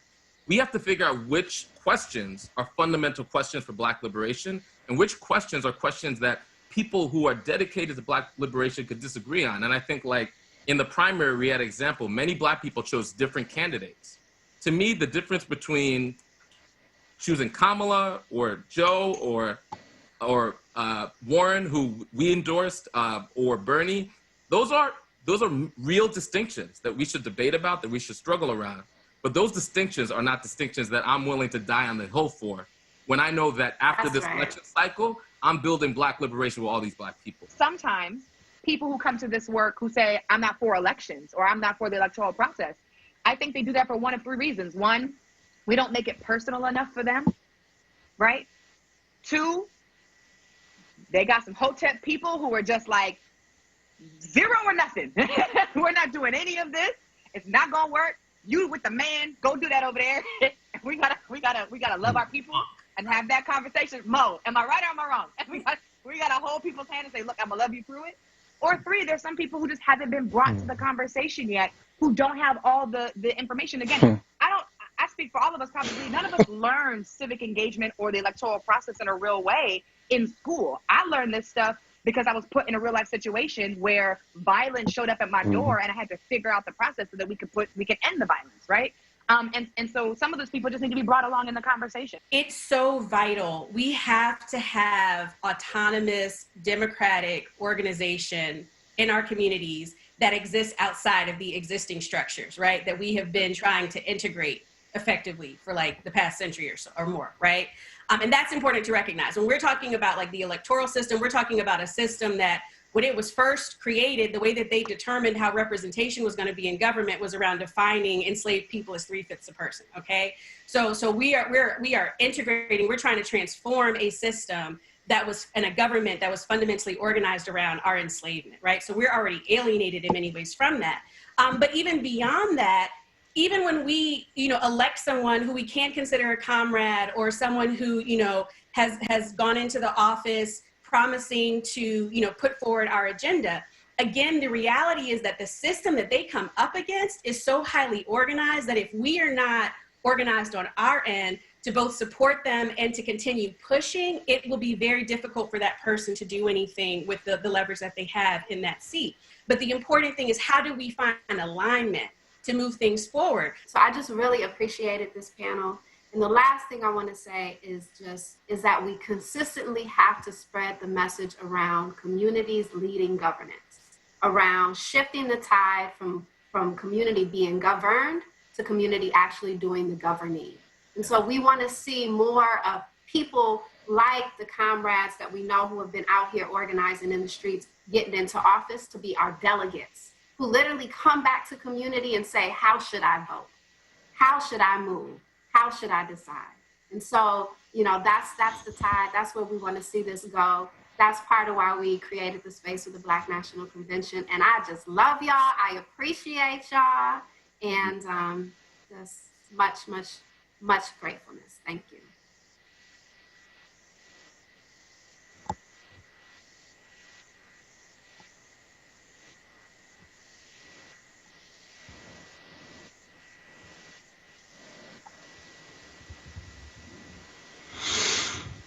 All right, that was a very insightful panel.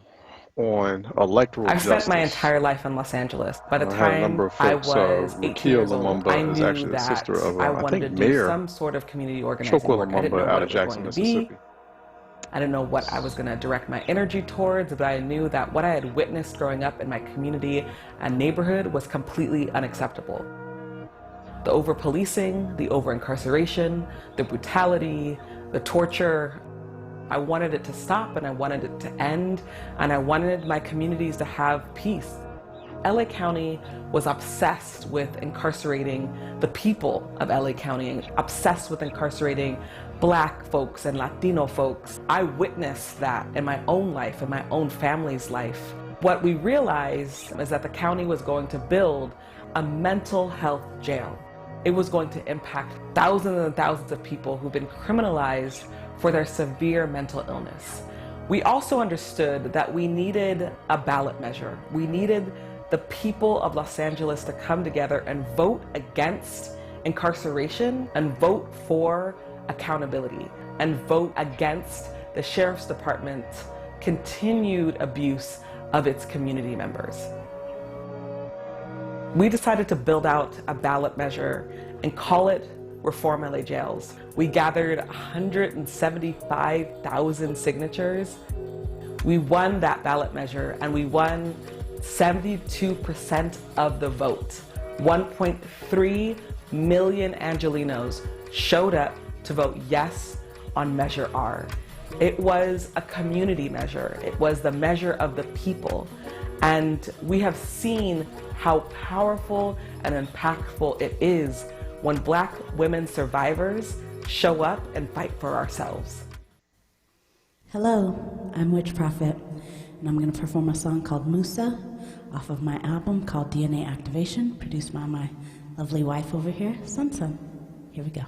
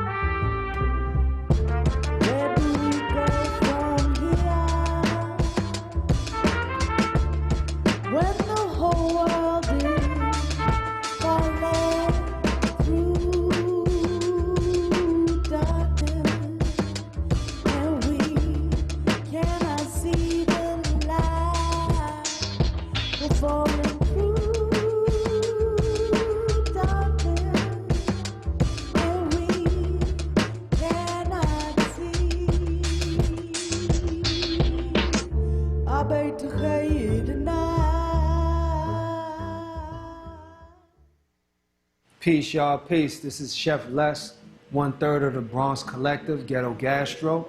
Today we highlighting Black August, which was a Ramadan-style fast that started in the late 70s after George Jackson and Qatari Golden were killed by the hands of California Correctional Facility officers. All these young men wanted to do was to free their minds, bodies, and souls by exercising their free right to read, to write, learn, educate themselves, and educate the ones around them as well. So today we're gonna do a dish composed of items from the commissary list, and they're all 100% plant-based, so let's get into it. Get yourself some angel hair pasta, get a pasta a good fry, get it some color. We're almost gonna caramelize the angel hair pasta. It's gonna bring out some sugar, some natural sugars from those carbohydrates, from the starches in there, and it'll give it a different texture as well. And now this pasta is nice and golden brown. I don't know if y'all can see this, man, but it's looking marvelous, man. Set that on the side. Let's roll. Fresh olive oil. Got some garlic, minced onions. That good chili pack from the ramen. Probably got a little bit of MSG in there, but it won't kill you. 1 pack of that. What you're doing, you're basically seasoning your oil. Got some good old yellow pepper. Let's boil this fried angel hair pasta until it's nice and soft. Doesn't take that long. We're gonna cook this till al dente, and al dente is to the bites. You don't want it to be too well cooked because it's gonna get sauteed again in another pan. Always make sure you season your waters that you're boiling or blanching or shocking. Season everything. Pull this to the side. keep a little bit of your pasta water. Okay, so Just that's rewind and do not cooking put down the peppers a little bit. there. You want to add your pasta noodle. Otherwise, it Got looks the really good old good. garlic chili paste from the Looks commissary. I don't know if anybody got a blender in your dorm, but if you do, you can always boil a little bit of the yellow pepper, blend it, and it'll give you this yellow pepper puree. Should be nice. A tiny bit more pasta water in there.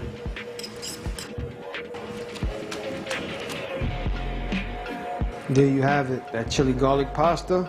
Finish it with some garlic chips for that texture. Finish it with a little bit more of that sodium. There you have it.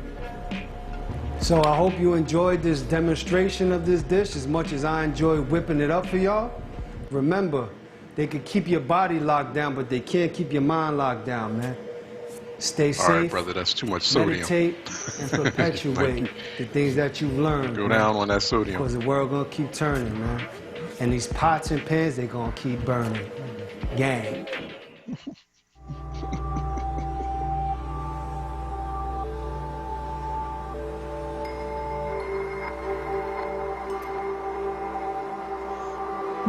Looks delicious, though.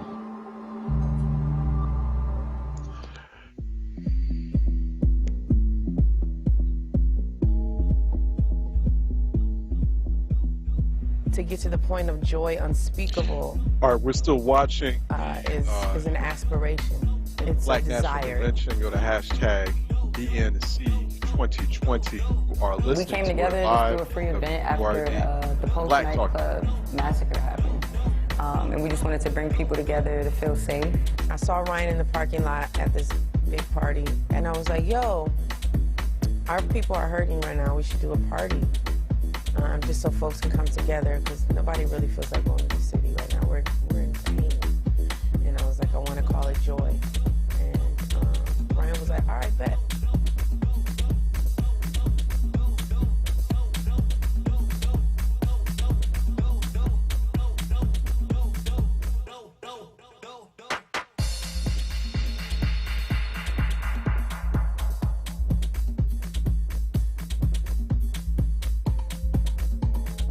And we were like, wow, this was amazing. And it was beautiful, and it was perfect. And it was just the way that everything came together. It was just phenomenal, and it blew our minds. Brooklyn Boyhood is almost 10 years old, and we've just been doing this for a really long time. And to be able to do it with Reed, who just teaches us so much all the time, it's just a really special thing. I really love my people. You know, I feel like there have been a lot of times in life where I didn't feel, you know, good about myself and affirmed enough in my life. And when I get to have those moments, they really came through for me when I found community, a community of people that I really feel deeply connected to. So it just inspires me to want other people to have that access. I can't even believe this little conversation in the parking lot became this movement, this thing that people need and people want and people look forward to. Voter suppression is real. The last time I went to go vote, I had to open the polls myself. Yeah. They didn't even know how to log into the system. Now, I'm glad to do my part, but that should have never have happened. Gerrymandering, which means changing electoral districts to favor certain parties, voter roll purges are routine acts of suppression that we all know are happening in Black communities everywhere, every day. Black Voters Matter is one organization from right here in Atlanta doing the work to make sure every effort they encounter to shut us up is met with people ready to shut it down. Conditions in itself are not the defining issue of whether you vote. We've got to get on the road and we've got to tell people the truth. We got to be able to help them. We also got to move from this idea of some candidate's going to come save us. Ain't no candidate coming to save us. It's not fair to the candidate. It ain't fair to us. So we ain't hearing no excuses. We ain't taking no prisoners. And we want to turn towards the answers in the room, y'all. We here. We the ones we've been waiting on. It's important to agree to take 5 friends to go and vote because Black voters matter. We care, and we came more than voting. We just want to remind you that we love you. You are not alone. We are standing in solidarity with you. Very excited to see the bus. I want to get on the bus. I'm so excited about this tour. Finally, somebody is coming down south and seeing what we're about, right? And listening to the minds and souls and wishes of our folks to figure out where and how we need to govern and be. We think that the way that you end voter suppression is that we've got to support the people on the front lines that are doing the work to stop it. But it really is about the future of this nation and the future of how we're going to go forward around making sure that every single person has access to the ballot.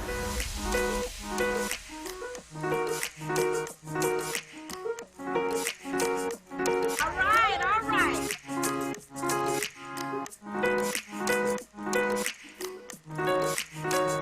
Oh, I am excited. I'm ready. I am fired up. I am fired up. Hi friends, my name is Mary Hooks and I'm with Southerners on New Ground. Hey everybody, my name is Toni Michelle Williams. I am the Executive Director of the Solutions Not Punishment Collaborative. SONG is a 28-year-old LGBTQ Southern organization and political home for LGBTQ folks that are looking for kinship, but is also looking to grow their leadership, to build campaigns, to confront power, that we can use that power in order to change material conditions in our lives. In 2017, SONG embarked on the Black Mama's Day bailout to bail out mothers right in time for Mother's Day. It was an ancestral mandate, and it was also a tactic to highlight the crisis of what was happening to Black women, queer and trans people who were languishing in cages because they were too poor to pay their bail. What we wanted to do was offer a solution to the city of Atlanta. We wanted to ensure that folks who were experiencing homelessness, folks who were struggling with mental health issues and drug use had the support that they need. We knew that they did not deserve to be in a cage. So we offered a pre-arrest diversion initiative, which would again divert folks from jail and the criminal legal system and back into the services that they needed. To accept this free call, press 1. To refuse this free call, thank you for using Securus. You may start the conversation now. How you doing? Good, good. We're a part of a coalition. I'm Rukia Lumumba. I'm the Executive Director of the People's Advocacy Institute here in Jackson, Mississippi. And I'm one of the steering committee members and co-founders of the Mississippi Prison Reform Coalition. Parchman was around. It was a plantation right before Reconstruction. And immediately after Reconstruction, it became a prison. And I know that you know this information, but you know, it's time for it to go. No one should be sitting there. Do you mind sharing a little bit about your personal story around Parchman? It's inadequate when it comes to rehabilitation. Parchman itself is not doing it. We would be in the field from 6 in the morning to 6 in the evening. And the conditions, therefore, for doing it, we lived in humane conditions for no pay. We labor, getting nothing out of it. As far as the staff was highly untrained.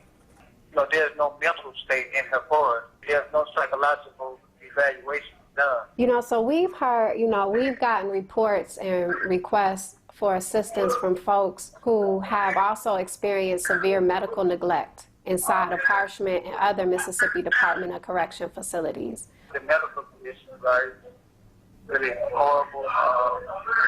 That something happens, right? It takes a while for you to get medical treatment. It's like right now, pandemic. People are steady coming up positive. People coming up positive inside? Yeah. So y'all only got one mask for the past 6 months. A lot of masks have deteriorated. A lot of masks have came apart. You know, Mississippi is one of the only states in the nation that still requires people to do over 80-something% of their time before they can even become parole eligible. Recently, the House and the Senate passed Senate Bill 2123, which would have allowed folks serving life sentences, folks serving sentences of many years, the opportunity for parole. But the governor vetoed it. You know, would you have been one of the folks that would have benefited from House Bill 2123 passing? Yes, I would have been one of the guys who would have benefited from House Bill 2123. Everybody's talking about black people right now. But let me tell you something, baby. Black immigrants are damn near erased from the conversations about immigration in our country. You know all the families that are locked up by ICE that you see on the news? Kept in family detention centers. Almost half of the family locked up right now are Haitian. 44% of the families in immigration detention right now are Haitian. My family's Haitian, IB. And this is insane. This is devastating. And here's the real tea. Every shitty thing that happens in the immigration system is even shittier for black immigrants, no matter what country they come from. Black immigrants are nearly 3 times more likely to be detained and deported on an alleged criminal offense. Yep, we're just 7% of the non-citizen population in the U.S., but make up 20% of immigrants fighting deportation. Why? Because black communities are over-policed, and cops transfer immigrants to ICE. And there is no evidence that black immigrants commit more crimes than any other immigrant population. Just so we're clear, no one should ever be locked up in a detention center. But until COVID hit, ICE was busy detaining more people than ever, and for longer. And you guessed it, the longest ICE incarcerations on record are all for black immigrants. It's insane. Like the U.S. automatically assumes that birth certificates and passports from African countries aren't legit. So they launch investigations, which keeps black immigrants in detention for longer. And of course, African and Caribbean immigrants get put in solitary confinement way more than anybody else. 6 times more often. And if you're lucky enough to make bail, even our bonds are higher. Bonds paid by Raíces for Haitian immigrants were 54% higher than the average bond amount. And when it comes to black immigrants seeking refuge, yep, Haitians are second on the asylum denials list with an 86% rejection rate. And not so long ago, asylum requests from Jamaicans were the most likely to be rejected. From beginning to end, every single aspect in the immigration system is nasty. But it's especially nasty if you're black. Just like the police is so rooted in systemic racism that it can't be saved, the same goes for ICE. We need a reset button. It's time to abolish ICE and defund the police.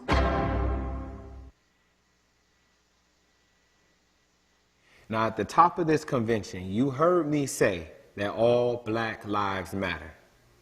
Now, let me tell you what I mean by that. I mean, truly, all black lives matter. All of them. We're still tuning in. Not just the ones you know and see. I mean, BNC 2020. every single one of us. Black people who are disabled, addicted, non-binary, immigrants, of size, incarcerated, disabled, femme, parents, transgender, progressive, young, old, loud, quiet, all of us. We all matter. The reality is that our liberation is interconnected. Now, earlier this month, me and Ola Osaze, a brilliant organizer of the Black LGBTQ plus Migrant Project, got to check in and unpack one of the greatest barriers to all of our freedoms, toxic Western masculinity. Ola, how are you? I'm doing well. You know, it's so great to be able to, share this space and have this this discussion with you. I've been looking forward to this conversation really because it's necessary, it's important. Yeah, this is, this question or this conversation around, masculinity in particular, especially for Black folks, I can't think of a more important question for us to be having right now, just given what we're seeing as far as, police violence and murders of, of Black folks. Our lives as Black queer people, as Black trans people, are still being questioned, I was just trying to, dream of a Black masculinity that affirmed all life. As far as what dominant culture tells us, is masculinity is defined by, rejection of femininity. It's defined by dominance. It's defined by subjugation of women, of trans folks, of feminine people. And this is not ours. It's not ours. It's not ours, As Black people, as Afro-descendant people, we have such a diverse and old sexuality and gender identities. And colonization brought this, toxic masculinity that, fuels this epidemic of violence against Black trans women in particular that we're seeing. What you're bringing up for me is, and we talk about this, I personally express this often, is that white masculinity, Western European masculinity is cowardly. And it's a weird subversion, right? Because the masculinity that they sell, the representation of it is one that is fearless, that is brave, that is solitary, that can go and conquer, exploit, and be on conquest and dominate at every time. But their masculinity is cowardly. It's really afraid of anything that looks different. It's afraid of being doubted. It's afraid of being questioned. It's afraid of conflict. And so everything that it does is try to erase an other, erase something that doesn't look like it, because what it does is it shines a light on how feeble it actually is, right? And it doesn't want to include other conversations. How much am I embodying this white supremacist idea of masculinity? How much am I bringing this into my relationships, into my interactions with people, into the kind of community I build around myself? Am I in community with folks who are queer and trans identified? If not, what is that barrier? What is preventing me from doing that? Because we need to be more in community. If you really want to be about that work, you're the most radical, revolutionary cat in the world. This is a part of it. You can't separate it.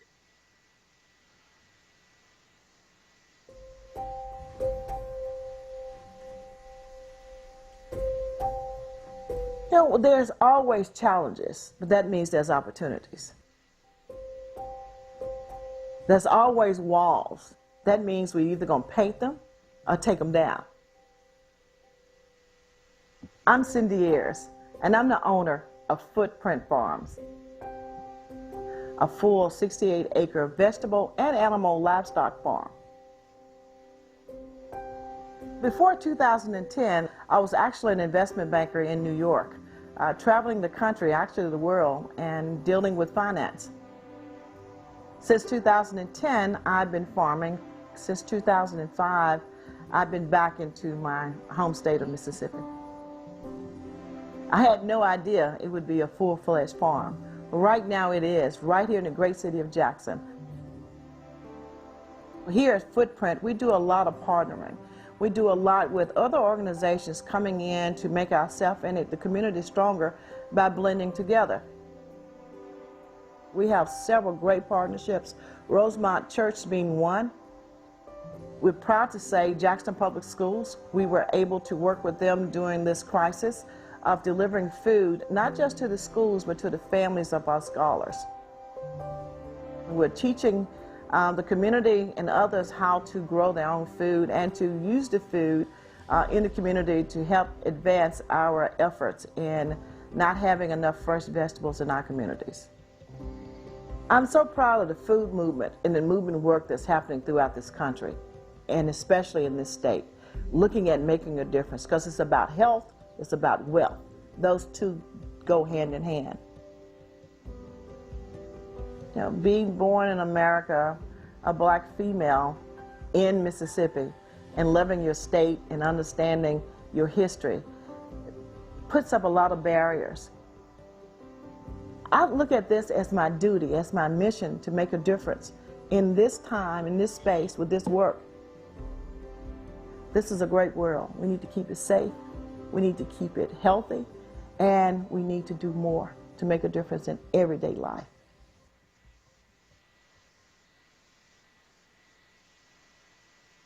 My name is Sekou Nkabazi Abdullah Odinga, former founding member of the New York State Black Panther Party and also a former political prisoner of war. What is a political prisoner? A political prisoner basically is someone who has been incarcerated by a government for their political beliefs or someone who supports the war. I'm talking about is the War of National Liberation, specifically of people of African descent. The prisoner of war actively resisted, usually with arms, or was a supporter of those who actively resisted with arms. Can you talk a little bit about this concept of Black August and what it means to you? To me, it's a remembrance of the struggle of Black people, not only in August, but specifically acts that happened in August. But what Black August itself is a time for those of us who relate to the liberation of our people through any means, all means, to remember acts of national liberation, acts of trying to produce something for our people. How many years were you incarcerated? 33. 33. Speak a little bit about how important was it for Black community to be visibly working on your behalf? It's a connection to the struggle, first of all, for those that's in prison. It allows them to know that the work that they were doing and continue to do from behind the wall, it means something and it's appreciated. People give you that will to go on, to continue to struggle. They give you the resources to continue to struggle. If the brothers and sisters in the prisons today can get that real support, a lot of them can get out. They won't have to die in these prisons. So many have already died in these prisons. What's your message primarily to young Black people who have had enough, are prepared to organize in ways that they haven't been before? What can they learn from you? What would be your message to them? Just what you just said, organize, organize. Come together with like-minded people and organize for change. The power truly belongs to the people. When we say all power to the people, all power can be in the people's hands if they take it. They have to organize themselves to take it, but it can be done.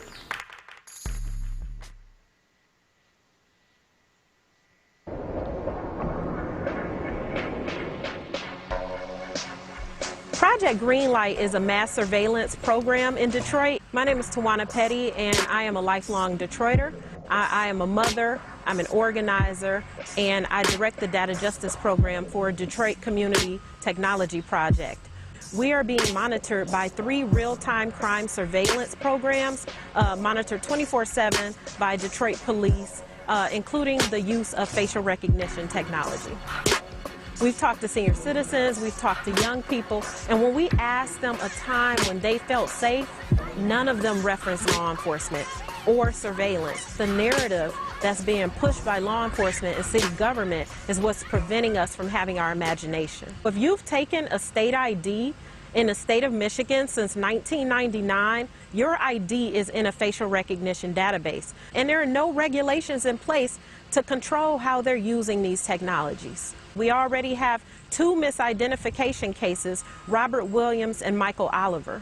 The fact that Project Greenlight was leveraged to issue tickets to residents who are already in poverty during COVID-19 for not social distancing, which isn't a crime, lets you know that they are going to abuse this technology. Project Greenlight is essentially pay for policing. Businesses are incentivized to sign up for Project Greenlight because they're made priority 1. Businesses are being pinned against residents for police service. Our law enforcement has been traveling across the globe trying to pocket this and roll it out in other cities. We know that if we do not succeed in fighting this off in Detroit, in the largest Black Mecca in the United States, that there really isn't much hope for Black and brown people and poor white people across the globe. Quality of life issues are the reasons why we have quality of life crimes. in our neighborhoods. And we know that if we divest from mass surveillance budgets and militarized policing, and we put those resources in our neighborhoods, then we can minimize crime. We have a campaign called Green Chairs, Not Green Lights, where we're asking community members to come back to the front porches, to look out for one another, to not pursue surveillance and not pursue criminalization of their neighbors. We need to ban facial recognition, not just in Detroit, but across the world. We need to end Project Greenlight before it gets even further out of control. And we need to make sure that this is not replicated in any other city with any other population and have their civil liberties eroded like ours have been.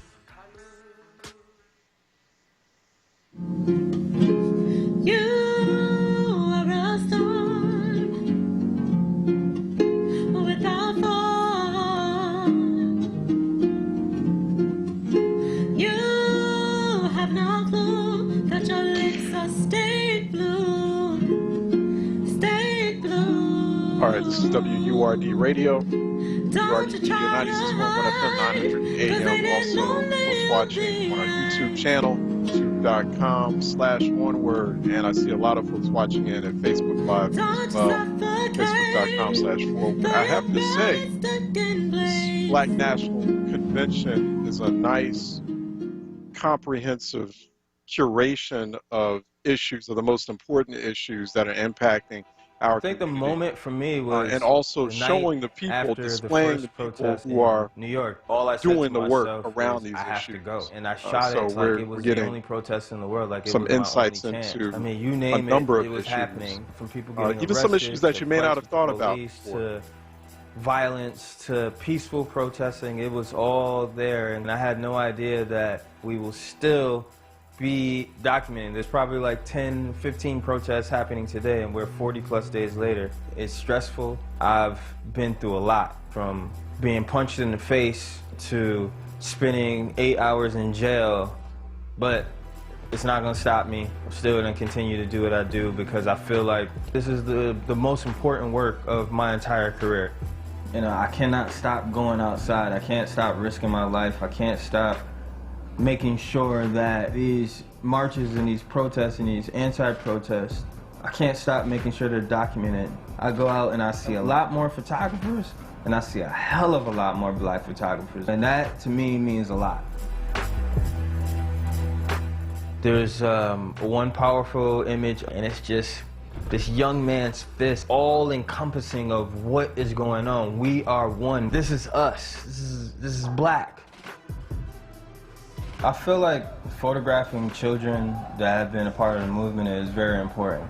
What we're doing is for them. It's for us, but it's for them. They are literally the future. And for me, I have a child. I have a 2-year-old. I took him down to Richmond with me, and it was risky. But it comes to a point where you just can't be scared of these people. You cannot back down from racism. You can't back down from white supremacy. You have to keep fighting. You have to keep doing what you want to do in the name of freedom, in the name of equality, in the name of respect. These pictures are so beautiful, Mel. Thank you for letting us set the stage for this convention with your work. And for giving me an excuse for an outfit change. The images we see so often decide how we understand people and the world.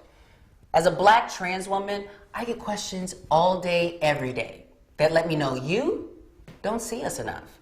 You don't hear us when we speak, and a lot of you only care about saying our names after we die.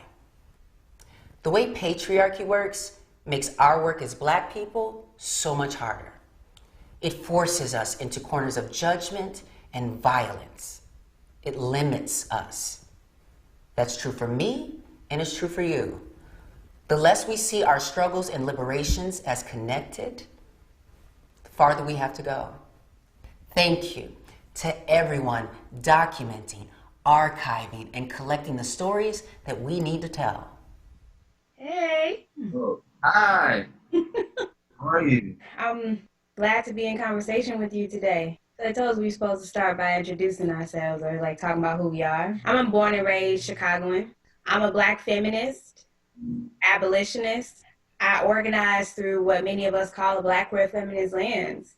And over the past 15 years or so, a little bit over 15 years, I've been involved in movement building across this country, connecting with people across the world. The stuff that I care most about is engaging people in conversations and visioning and like imagination that stretches beyond what this place, this world tells us is possible. I became aware of your work while I was incarcerated. Every time you would be on like PBS, I would be like, I just became like kind of like your fan because, so I guess to give context, I didn't know a lot of radical Black feminists, and you're the first person who I've seen talk about abolition on TV. And I was like, oh, like, this is a thing. Like, this, people talk about this. Charlene knows about this. This is real. So anyway, I say all that to say, one, to just express my fanship, but also to say, how did you first start thinking about these things? How did you first start connecting feminism to abolition and to your work? I really started to develop my identity and my politics and my values as a Black feminist when I was like in my early 20s. The first time I even heard of the concept of abolition and specifically the abolition of the prison industrial complex was from my friend, my homie Asha Ransby Sporn. And I remember hearing her talk about abolition, and I had never heard about it. It was at the BYP 100 convening, the first one we had. And I was just like, oh, this is a thing. And I was on to like ending mass incarceration, which is not the same as abolishing carceral systems or the prison industrial complex, right? Ending mass incarceration is like, let's just lower the population, but don't actually deal with why we put people in these cages and what we do with people when they're no longer in prisons. And so it's been a journey. It's been a journey. And to be completely honest with you, Richie, abolition has become most real to me in moments of conflict, of violence, of people enacting harm against other people, right? And me in moments where I have harmed other people. That is where abolition becomes most real to me. What about you? I first and foremost identify as somebody who's formerly incarcerated. I think that's important to say because there will be a day where there will be no such thing as formerly incarcerated people anymore. I'm a producer and an organizer, meaning that I just try to make things that culturally lead us towards the abolition of prisons and patriarchy. I visited some prisons. I'm not formally incarcerated. I don't know that experience. I don't know the experience that you have. And I always think of prisons as sites of patriarchal violence in so many ways, and how they reproduce ways that we shouldn't be treating people. It's all based in the patriarchal idea of domination as power. And that is how we take our power back when we have been harmed, is by dominating. So we can do it in the interpersonal, and we can do it systemically. You hurt us, and therefore we are now going to banish you to physical, sexual, emotional, financial torture. And somehow that domination gives me healing or makes up for the wound that you caused me. In our last conversation, in preparation for this, you talked about how you talked to the other folks on the inside with you about patriarchy. And one of the things you said was, you try to relate to people based on you have a sister, you have a mother, you have a friend, you have a partner. And in movement, over and over again, I hear people say, you shouldn't have to have a girlfriend, a daughter, or whatever in order to treat somebody well. And I found it just really compelling to hear you say that actually that works. When we're talking to men inside who have literally I can only have emotions maybe with my mom or girlfriend or whoever, and then I have to go back into the prison and have no emotions. Or I see this woman over here as somebody who is sexually exploitable, and this woman over here as they're breaking up themselves. We're compartmentalizing ourselves at that point. So using feminist conversation as a way of transforming harmful behavior, it's all very centered in how does this serve your highest self? And what we found was helpful was to say, it doesn't serve your highest self to be breaking up yourself into a bunch of little pieces and relating to people in different ways. So if feminine people deserve respect, then feminine people deserve respect. And we might use different femmes in their lives as examples to just show them how they've been compartmentalizing, but really the conversation is about being in integrity and being one person. Patriarchy, like, sorts us. Like, people talk about how white supremacy sorts people, and particularly how white supremacy sorts Black people. White supremacy sorts people along lines of race, gender, class, all of that. Something that I've learned from you, something that I've learned from so many of the Black radical feminists that have come before you, come before us, is like the difference between Black feminism and white feminism is that white feminism sees the system and says, women just need a seat at the table. And Black feminism says, fuck this table. This table is actually harming everybody, and we're building a new table, or rather, we're going back to the table that we had before colonialism, when we had community and we had equity. When I think about the possibilities of Black feminisms, I think about the expansiveness. It's about all of us. And we still have to work towards that, because we all live within a world that is deeply patriarchal, a world that is deeply transphobic, deeply capitalist, ableist, xenophobic, all of the things. And so it's like Black feminism is a way through that. It's so big, just like Blackness, just full of possibilities. And I do believe it is like a part of our yellow brick road, like towards our North Stars. That's what it is. That was a mic drop moment. But I just really appreciate the work that you do, because you went into the belly of one of our beasts and you chose to do something that is helping to transform people. And like, you're helping to save lives, not just the men's lives, the lives that they're going to interact with in the rest of the world. So thank you. The honor is mine. It's an honor to be in movement with you, because I know for a fact we gonna win. And yeah, and a large part of that is gonna be based on your work and what you give to the world. So thank you.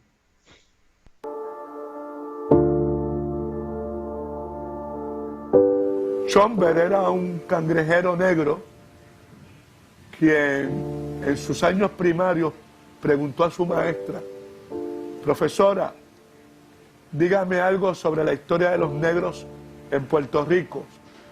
Y la profesora con toda candidez le contesta: los negros no tienen historia. Eso motivó a Chomber a buscar la aportación de los negros al mundo.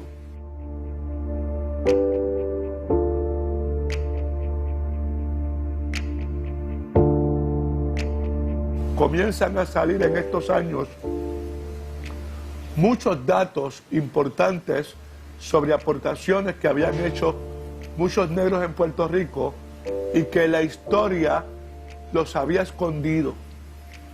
Entonces nos pareció que era importante comenzar a integrar distintas disciplinas para conocer un poco más de las aportaciones que habían hecho muchos puertorriqueños negros y que aún se mantenían escondidas. And also creator of Reality Check.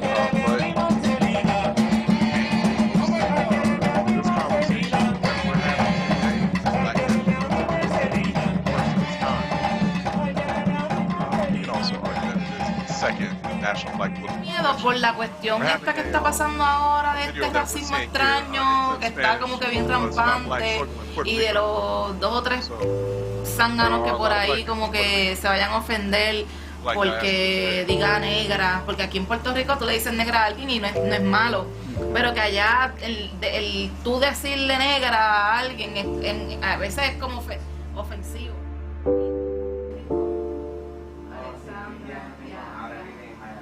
Describo mis diseños como son recordatorios para la mujer puertorriqueña, la mujer negra, la mujer luchadora. Esos son la línea por la cual me voy cuando empiezo a trabajar con los diseños de Afrolunática.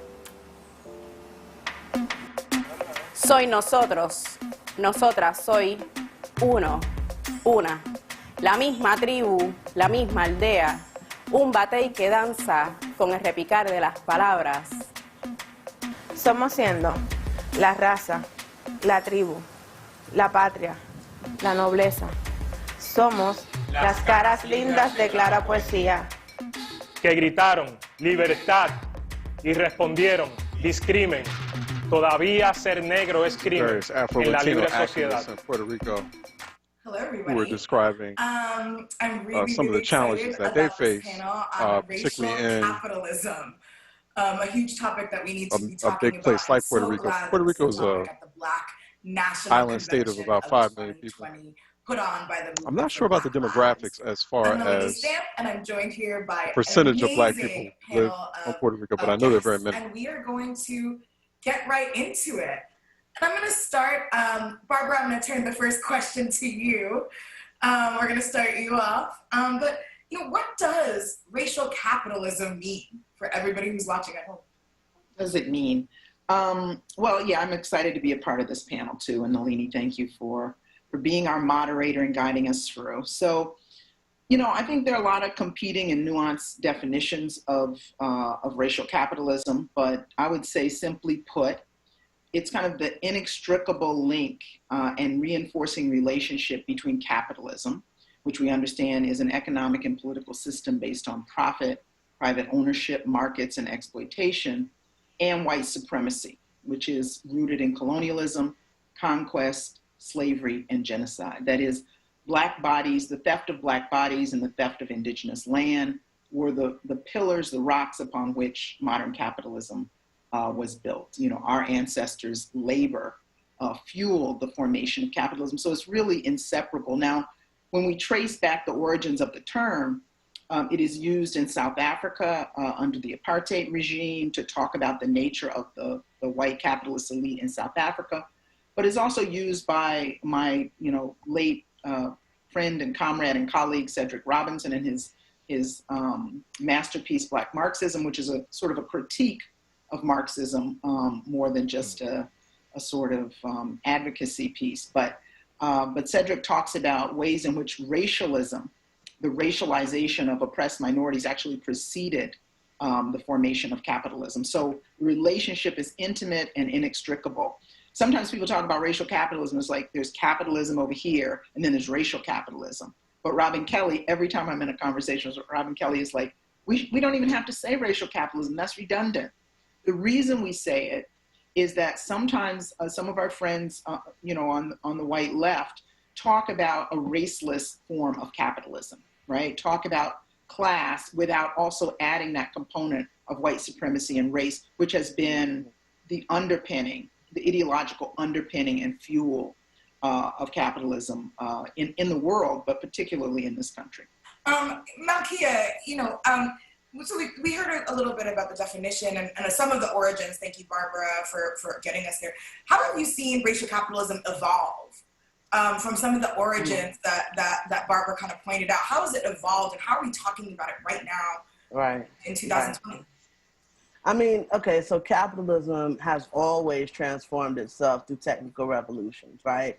But what I think is important is that there's one idea that, you know, technology has somehow made capitalism more gentle, you know, easier to manage. But the reality is capitalism has never been questioned or threatened by these technical revolutions, right? It remains as fearsome as ever, right? On the contrary, in fact, it grows stronger through these technical revolutions. In the 21st century, you know, we're dealing with what some call a global digital economy that has emerged and it exacerbates the conflicts, the crises, the injustices that late stage capitalism can produce. You know, capitalism evolved out of feudalism hundreds of years ago, and now I think it's having a crisis that cannot really be resolved. So, you know, financialization is a part of that. You know, the financialization of capital, meaning, you know, banks and hedge fund guys who are betting on the future, that's their commodity, are making enormous amounts of wealth, which sort of breaks down the formula of exploitation. And then climate. You know, climate, I mean, capitalism is an infinite growth model economy on a finite planet. So they've sort of pillaged and plundered as much as they can pillage and plunder. Can I share it too also, please? Yes, please. Thank you. Talkative bunch. Racial capitalism means that those in power are benefiting from the racialized oppression of Black people. And this can be in many ways, but I will be talking about one of the many.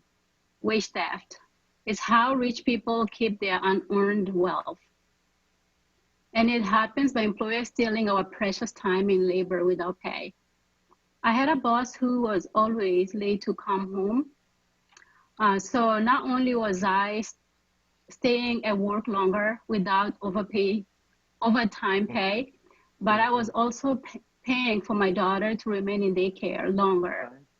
It's like they were robbing me twice. Wage theft is also a big issue for many low-wage workers, most of whom are Black. It's estimated that at least $15 billion are stolen wages every year, and most of these employers are now criminalized. But if you steal a bag of chips as a Black person, you go to jail right away, or you can even lose your life. That's right. Real talk. Thank Right. you. An example of, you know, and this is a question also that you can answer, just like, how have people been organizing around it, right? You're just saying that in your workplace, how you've been treated, and National Domestic Workers are one of the organizations that organizes around racial capitalism. But, you know, wanted to just pose to folks, and Renee as well, include you because you haven't spoken yet. But yeah, how are people organizing around it right now?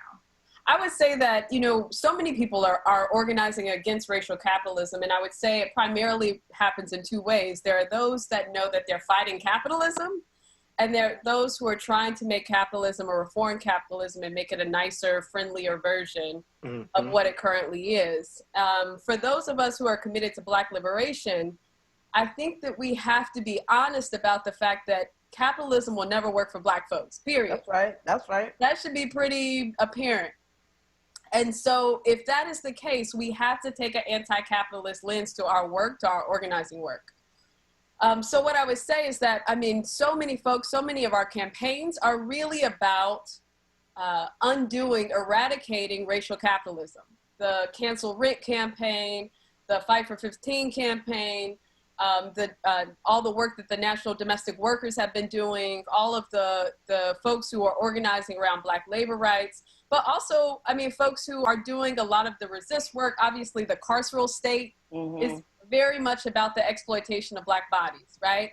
And one of the things that I think is really important for us to point out as we continue to do this work is to be more explicit about the connections between police violence and state-sanctioned violence and the state-sanctioned economic violence that we all experience every day as Black people in this country. Yes. And they have always been linked and intertwined.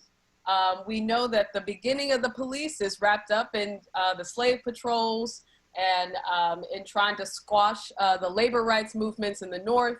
And it has just evolved. And so trying to, again, make those connections between state-sanctioned economic violence and police violence, I think, is really important at this moment. And so when we think about things like abolition or getting rid of the police state, that is fundamentally a question about how do we not only get rid of the police, but how do we redo the economy in ways that actually support a better way and actual safety for our people. So with that, you know, what is in our way and who are our opponents? We need to understand that this two-party system, ever since, at least since I've been aware of politics, right, has been at the heart of maintaining this economic system. It's not a Republican story. And if we think it's just a Republican story, then you've fallen for the okie doke, right? So it is a Republican and a Democratic story. One, both beholden to Wall Street, both beholden to Silicon Valley, both beholden to a certain kind of capitalist industry, oligarchs who want to control power. So we need to understand that when we're working within these political parties, that we have to really, really work hard. And that is not fall for the tinkering around the edges. Because precisely, and here I'm echoing Barbara, they've been tinkering around the edges while they've been locking us up, throwing us in, you know, we can go down the list. We're falling deeper into poverty, blah, blah, blah, blah, blah.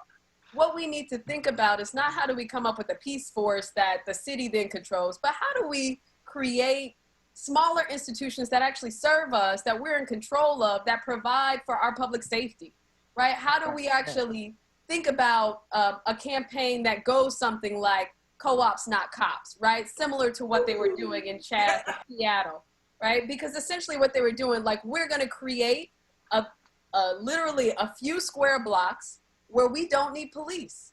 And part of that vision was not just that we have to get the police out of here, that we need people to serve for our safety, but that we have to provide food. We have to provide for joy. We have to provide for all the things. We have to provide for housing.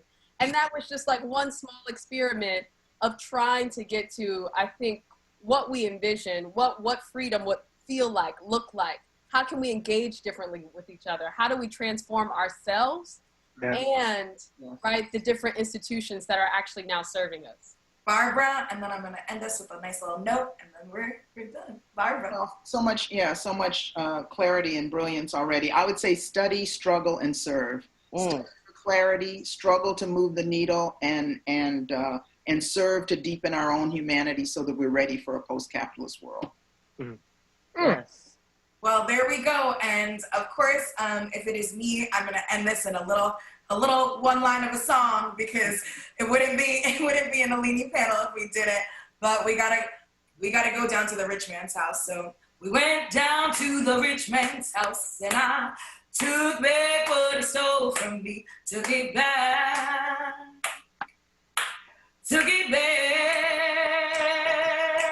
Oh, we went down to the rich man's house, and we took back what he stole from me. Took it back. Well, it's under my feet, under my feet. Ain't gonna let no system walk all over me. Thank you, y'all, so much. Thank you. Yes. Right. Y'all. I love it. This was great. That was dope.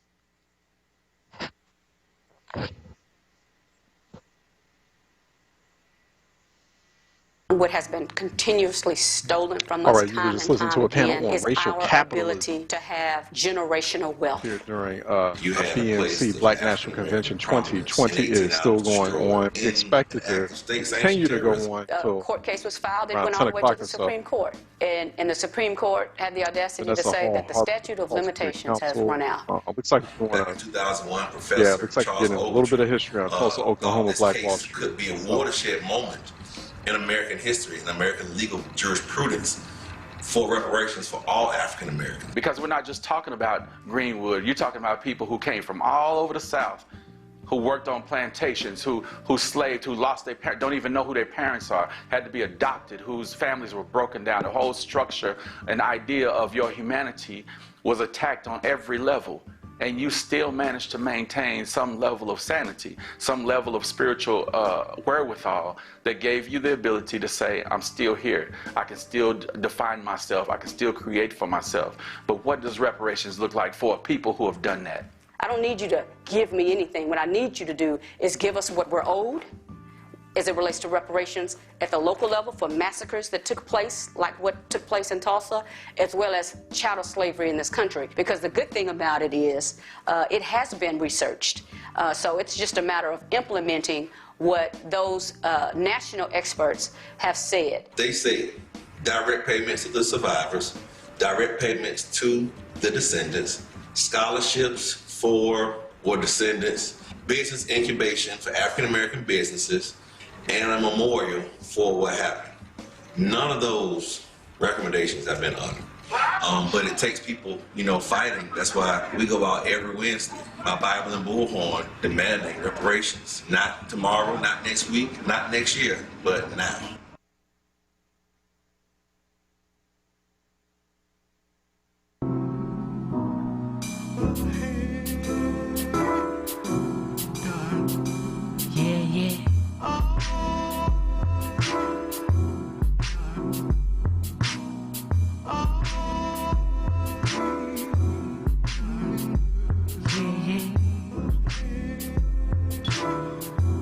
Taking the YOLO, the high road to the no-shows, and all the hosts know it's hot out here for the hobos, the homos, and the almost, and all the black folks. Yeah, she went for the dolo. She took all of the solos, and all my bros know that I propose no. But I'm glad it was a no-go.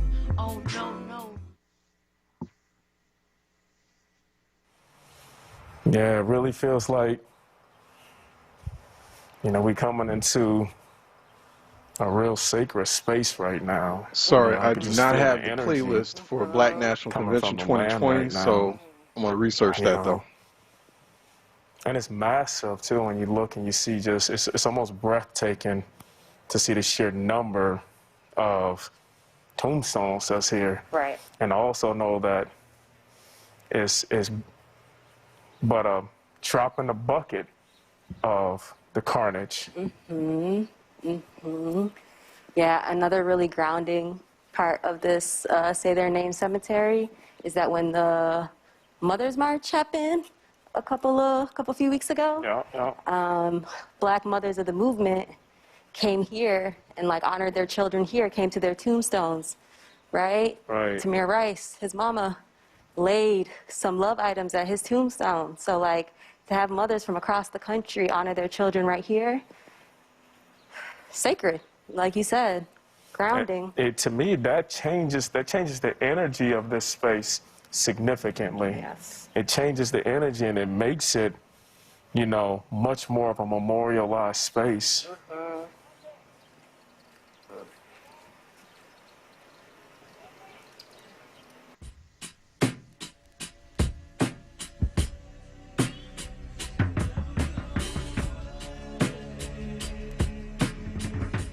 My name is Ashley Woodard Henderson, and I'm the first Black woman executive director of the Highlander Research and Education Center in Newmarket, Tennessee. Since 1932, we've been a catalyst for social movements, bringing people together across difference to figure out how to be protagonists of social movements and building social good for all people across this country. It's a place where historically folks like Septima Clark and Rosa Parks came to train and lead. It's a place where Martin Luther King and John Lewis came to study. John Lewis's first integrated meal was at the Highlander Center. And we've been bringing people together under the methodology of popular education to learn new knowledge that could only exist if these people came and sat down together to learn with and from each other, and then take that new knowledge back home with them to change the material conditions of our people. We are excited to be a place of rest and respite, a place of strategy development, leadership development, and training for the social movements of this country. On March 29, 2019, I awoke to a call informing me that our administrative offices at Highlander were fully engulfed in flames. It was early Friday when the center's main office burned down in Jefferson County. The first report was of a brush fire. Later, we learned it was a fire at the Highlander Center, which for decades has trained community activists. What I came to understand later in the day is that a symbol that was spray painted on our parking lot the same day as the fire was connected to the white power movement. That same symbol in my parking lot, we found out later, was also etched into the gun that the white supremacist terrorist used when he attacked people in Christchurch, New Zealand. What I know for sure is that social movements like the Movement for Black Lives, the Black liberationist movement of the 21st century in this country, is giving me all the hope that I need to believe that those white supremacist attacks that are meant to scare us and not do any more work, that are meant to destroy the infrastructure that for generations our people have built, is going to fail.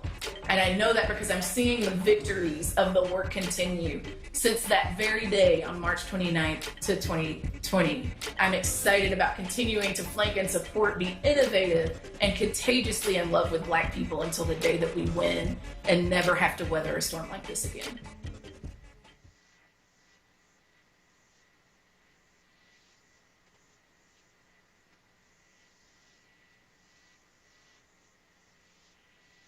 Our organizations are building power. Community organizing works.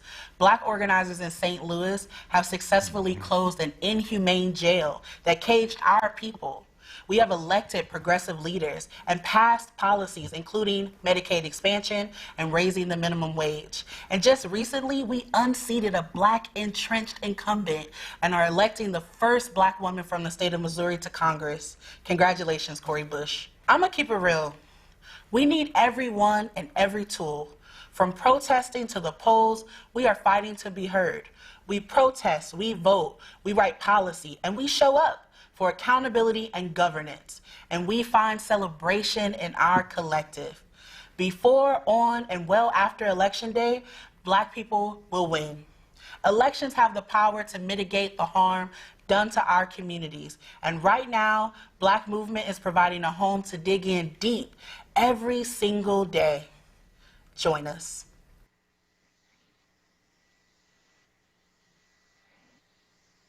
My name is Aya Brown. I'm an artist. I'm from Brooklyn, New York. I'm 24 years old. All of my drawings start on brown paper. The paintings too, they start on some sort of color, whether it's black, brown. I choose brown paper because I feel like I shouldn't be drawing Black bodies from whiteness, that we do not start from whiteness. What really triggered this experience, this series, because COVID happened and I was able to be really reflective on what essential worker is, because the people that are outside my window still going to work are these Black women. The woman who's at Seatown working. Like, she's probably been here since she started working and has nonstop, bagging stuff. Nobody's even thinking about like how essential this young Black woman is. The first one I made was a nurse, and I was thinking about my experience as a kid going to the pediatrics and like how comfortable that nurse made me. She had on like a SpongeBob scrub, and she had on like really fly sneakers, would have tattoos, and she spoke the way I did. The lady who just rung my doorbell because I have a package, I was able to document my friend Kiana. She's an EMT worker. Also rolled into me like seeing Black women who are essential on the street or outside and going up to them. Can I please draw you? Also uplifting them. So the engagement became more than just me sharing it, instead having these moments where I can engage with these women that I admire and think about so much and that the world should also be looking at. This is a drawing I made of Ayana Dior, a Black trans woman who was brutally beaten by 15 to 30 Black cis men. I wish people listening on air right now through 96.1 FM, 900 AM had the opportunity to watch this. If you can't get online to watch this, I just wanted to make something that this presentation, this video presentation, and watch it through our understand Word that Black TV trans live women stream. are a part of our community, period. Intercommunal violence, and my work is largely around ending So you sexual can do that violence. now. You can go to facebook.com/4word. I think we have about 30 more minutes in this convention. And also at youtube.com/onWURD as well. And my experience in that has largely been around dealing with intracommunal violence, meaning that the harm that we experience has been largely dealt at the hands of other people who look like us. And that happens, and that is, the caveat I always try to give is that there's no special depravity in the Black community. There's no reason why Black people have a propensity towards violence or sexual violence. It's that intracommunal violence happens, in its very definition, is that people commit harm towards the people who live closest to them, who they're in community with. And so in every single community, in every ethnicity, every demographic you look at, there's violence within those same communities, higher rates of violence in those same communities. I think because of our history in this country as Black people, there is a special sort of attention we have to pay to how intracommunal violence plays out in our communities and the ways that we replicate the harm that has been enacted upon us with each other. So, the phrase Black on Black crime became incredibly popular, I don't know how long ago, but it's been popular for a long time, but it's used mostly as a way for either Black people to point the finger at other Black people and assign blame, or people outside of our community to assign blame to us for the harm that other people caused, that the roots of harm came from outside of our community. But in some ways, we have to, and I just had this conversation last night on another panel. In some ways, I think for us to, when we talk about who does it implicate, is we have to have family, community conversations about intercommunal violence that takes away the gaze of anybody else, particularly white people, and how we think about and strategize around what a solve looks like and what liberation even looks like in the full picture without thinking about how other people define it. And so if the challenge that I come across all the time in my work is not having the space, like we really don't even have the real estate to have a robust conversation about the realities of sexual violence as an intercommunal violent act in our community without it automatically being some kind of implication towards Black men. And so I am constantly faced with the challenge of having Black women who feel erased and not seen and not heard, and then, you know, having people in our community who identify across the gender spectrum who are completely invisible because we can't have any of those conversations without Black men feeling implicated in that, as opposed to feeling like they're part of the solution. They can be a part of the solution. They can be a part. If we can have community conversations, if we can have intercommunal violence, then we can have intercommunal solutions. And that means that we can have conversations with each other and start thinking about other systems of accountability, start thinking about ways that folks who cause harm can be accountable outside of, you know, the crime and punishment framework that we've all been indoctrinated with. And it's difficult, to be quite honest, because it does feel like for a lot of people an indictment of another group. Like, in order for me to be accountable, for me to call you to be accountable, I have to blame the whole group, kind of thing. So it's a difficult conversation. It's one that I think requires a lot of compassion and grace and thoughtfulness and space. We need space and time to really unravel and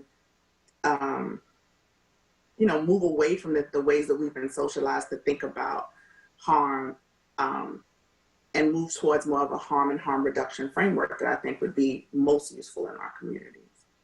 Intercommunal violence calls us to consider the ways that our particular communities, whether it's the Black community, for me, it's also considering the LGBTQ plus community, considering feminist spaces, right? I think that when we talk about intercommunal violence, it's about looking at the ways that we are indoctrinated with this idea that we should expect harm and we shouldn't expect accountability for it. So when I think about what needs to happen, I think about us having the capacity to hold not just the state violence conversation, which has, I think, dominated the airspace for the movement for Black lives, but also being able to understand that folks are experiencing violence in our homes, from our families, from our loved ones, from our parents, and we can't be silent about those things. When we think back, when I was young, when I was growing up, I was taught to be, violent, and it wasn't necessarily really with the intent to really cause harm and injury to any one person, but I was taught that if someone hit you, you was taught to hit them back, and in my, growing up, and then all other lessons were put into our heads. And as a result of such, we began to really focus on the people who look like us most as the problem versus the real person and those individuals and certain infrastructures that are responsible for causing a lot of the things that make us want to really act out on each other. We all have lived in a society that has indoctrinated us with very devastating and harmful ideas around humanity and around who deserves to be seen as human. For Black trans people, and particularly Black trans women, it has been very difficult to navigate many spaces in the Black community, many spaces within movement, because we are often met with justifications for why we may experience discrimination or violence.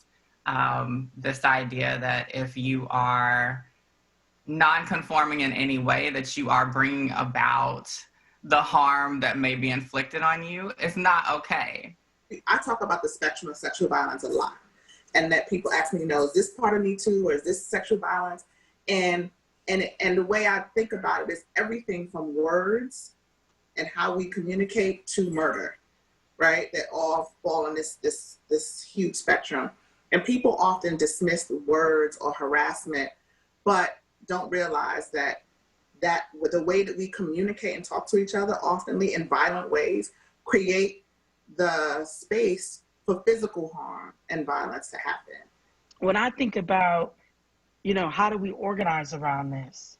To me, what really sits in the middle is the question of, what do we need to come out of this different? What do we really need to move to our greater selves? And I think part of that question is going to be answered inside of the Black community by not only thinking about how we're going to treat each other different, but us all together willing to be defined a new us, right? Being willing to say, we got to reconstruct how we think of masculinity. What parts of this are harmful? What parts of this is toxic? We've got to reimagine and restructure how we even think of what it means to be straight. Not because I'm saying everybody is, having sexual relationships with people of the same sex or same gender, because I'm saying something about how we cause violence to people who we think break our sense of normal, right? And we even as Black folks have to take on the work and say, what is normal? Even take that on a step further and say, really, what's healthy, right? How am I in right relationship with you as my lover, as my child, as my parent, as a person who I don't know, but who is part of this broader community? I'd look at the concept of intracommunal violence a little different. I look at it as a learned behavior versus, something that is innate, something that I believe that none of us are born violent. And so if that be the case, then we had to pick this behavior up somewhere along the line in our lives. And when you look at it as a whole, when you look at what has happened to us as a people and how we've been, taken away very, violently away from our ancestry and placed into a foreign land in some aspects, and been taught how to be violent. I look at it from that perspective as to, who is the perpetrators of this, right? Versus the victim. And I look at it as more so that there is a underlining sort of oppressor. There is a underlining or a hidden hand. Someone is throwing a rock, but they're hiding their hand, and they're not taking responsibility for some of the behaviors that they have instilled on us. And so what we are doing is really acting out of our character and really playing into a larger scheme and a larger plan, so to speak, which is really not ours to actually own. And I think that it's just something that, again, that we need to really place it back on the hands and at the footsteps of those who are really responsible. The truth of this work is that, and I think this is part of why it's so difficult for us as Black folks, is that it may not be our fault that we're here, but it is still our responsibility to end it. When I think about myself and I think about how I felt justified and righteous in some of the things that I've done in my own life where I may have caused harm to somebody, and I may have felt justified that so-and-so had it coming, and maybe they did, right? But it still was my responsibility as a person who believed in something different for our folks to behave differently. We don't have to just, daydream about what the future can look like. In the spaces that we have control over in our schools, in our communities, in our organizations, we can create those systems. We can create these examples of, new systems of accountability and try them out and talk about them and share them with people and write about them, right? And so that we can start experimenting in the ways that we have control over what something different can look like.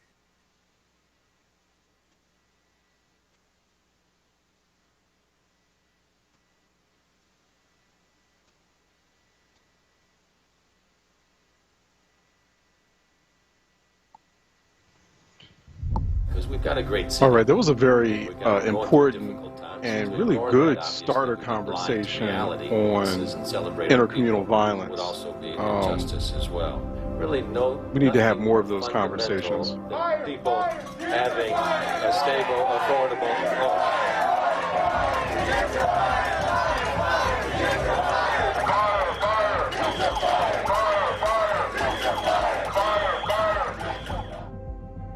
It was the week that we had found out that Breonna Taylor's death was connected to gentrification. We believe that gentrification is one of the biggest ways that Black people are dismantled and are one of the biggest issues for Black people in Louisville in this current state. What we learned is that they wanted to buy many homes in that area, and that was a part of their plan, and that kind of like initiated this need to get her out of that area.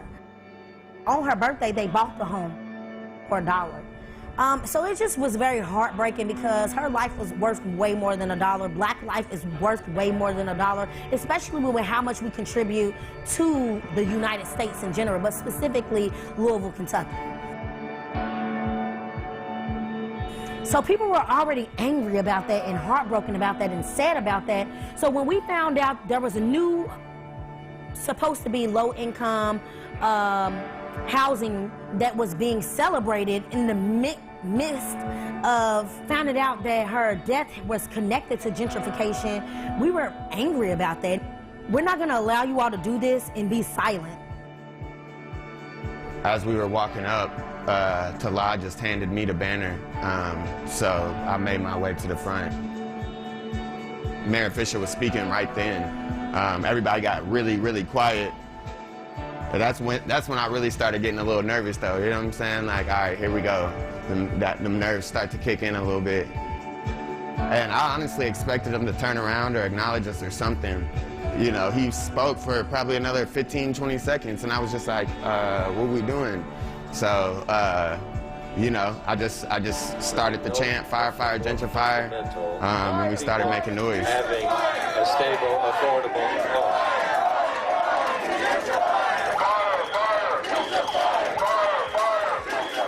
The feeling of him getting off the podium was gratifying, but also unexpected. I was surprised that he just like just wrote up his papers and sat down. It was so beautiful because it was unknown. Thank you so much for being with us. We appreciate you so much. This moment we're in couldn't have higher stakes. To learn more about the Movement for Black Lives, visit blacknovember.org.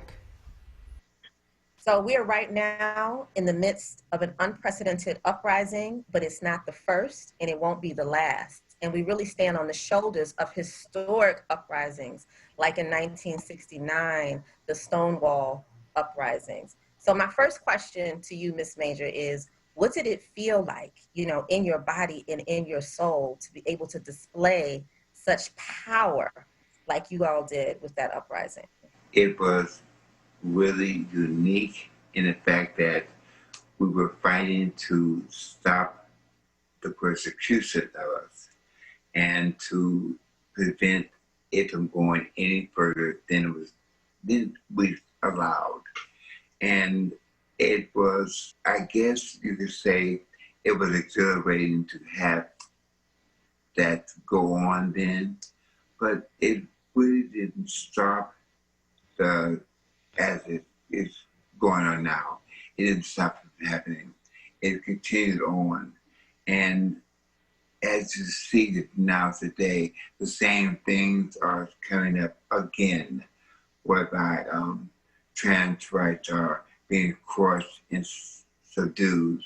So it was a good feeling, but it didn't last.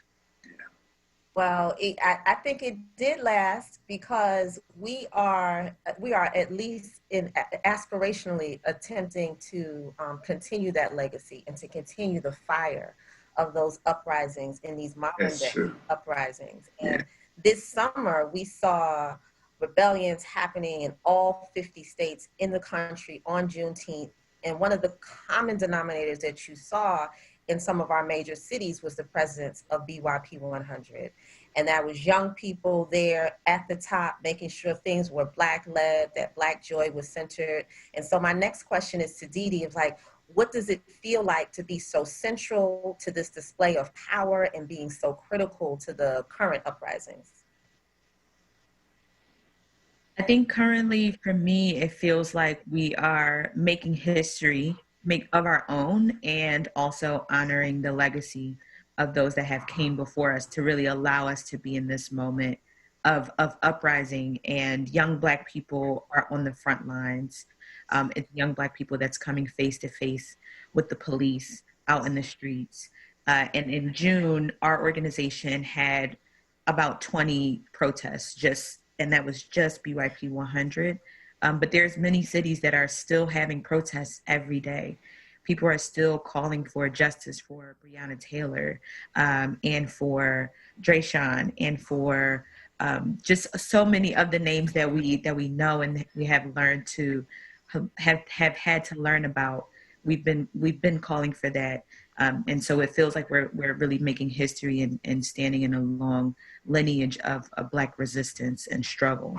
We stand on so much powerful history, much of which is erased, and a lot of which is Black-led, and a lot of which is Black women-led. So thank you so much for that. Whew, fired up. You fired up, Cliff? I'm fired up. I'm ready to go. I know you're fired up, because y'all be like in the streets, putting people on buses, rolling up to polling sites, being like, y'all better let people vote. Don't you lock these doors. We're going to break it down. What does it feel like? What does it feel like in your soul and in your bones to be a part of such a powerful electoral justice uprising? So for us and these other organizations on here and these activists to be able to play one part of that, right? For us to be playing a part in like figuring out our generational challenge and either fulfilling it or betraying it, we're all trying to fulfill it. And to be in this moment means a lot to us because I know we're all students of that history. We're all students of these movements. And for us to be playing a part is just incredible. To be able to witness history, you know, even as we're living it and making it happen, you know, you can't ask for anything more. What we're doing right now is altering the course of the future. And, you know, it's powerful. It brings a lot of joy. It also brings a lot of anxiety, right? Because we want to do it right. We want to make sure that no one is left behind. And so I just want to commend everyone on this panel for the work that you're doing. So what would you say, Sister Nkechi, we open up these doors to the movement and we're talking out here to the masses of our folks. How can they come? What would you say to call them in to the movement for Black Lives? Well, I just say what Harriet Tubman said, if you hear the dogs, keep moving. If you hear the noises behind you, keep moving. If the slave catchers are coming, just keep moving. Don't stop. I mean, I'm just saying, we need to keep moving. We need to keep on the struggle. But I do want to say this because I've been listening to all of my brothers and sisters on this, and, you know, I feel like I'm almost in tears. It's like I'm feeling very vulnerable, and I'll tell you why. People are talking about joy. They're talking about the singing and the dancing and, you know, bringing the joy to the movement. But when I was coming up, it's like, you know, it was like we were working. There wasn't joy. That's why the word struggle came. We were always in the struggle. It was struggle, struggle, struggle. And it's like, we never took time for self-care. Literally, a lot of us worked ourselves to death. Okay, and so I am just really overjoyed with the joy that the movement today, the uprising today are bringing about. It was a time when, you know, we worked our 9-to-5 jobs so we could pay the bills. And then in all the other hours after that, as well as part of our 9-to-5 as well, we were in the struggle. We would have meetings up to midnight or past or, you know, or beyond. When I say we, I'm talking about the Black Power movement, the New African Independence movement, not necessarily talking about the predecessor movements like the Civil Rights movement. We were not funded. There were no full-time organizers. There were no grants. there was no joy. And I think that is what's missing then, which is making things that is happening so well now with Movement for Black Lives so successful, is the joy and is the commitment that you can't do anything unless you take self-care, unless you take care of yourself. So I just wanted to say that. And I started out with Harriet Tubman because we do need to keep going, keep it moving, keep on pushing, and come on into the movement.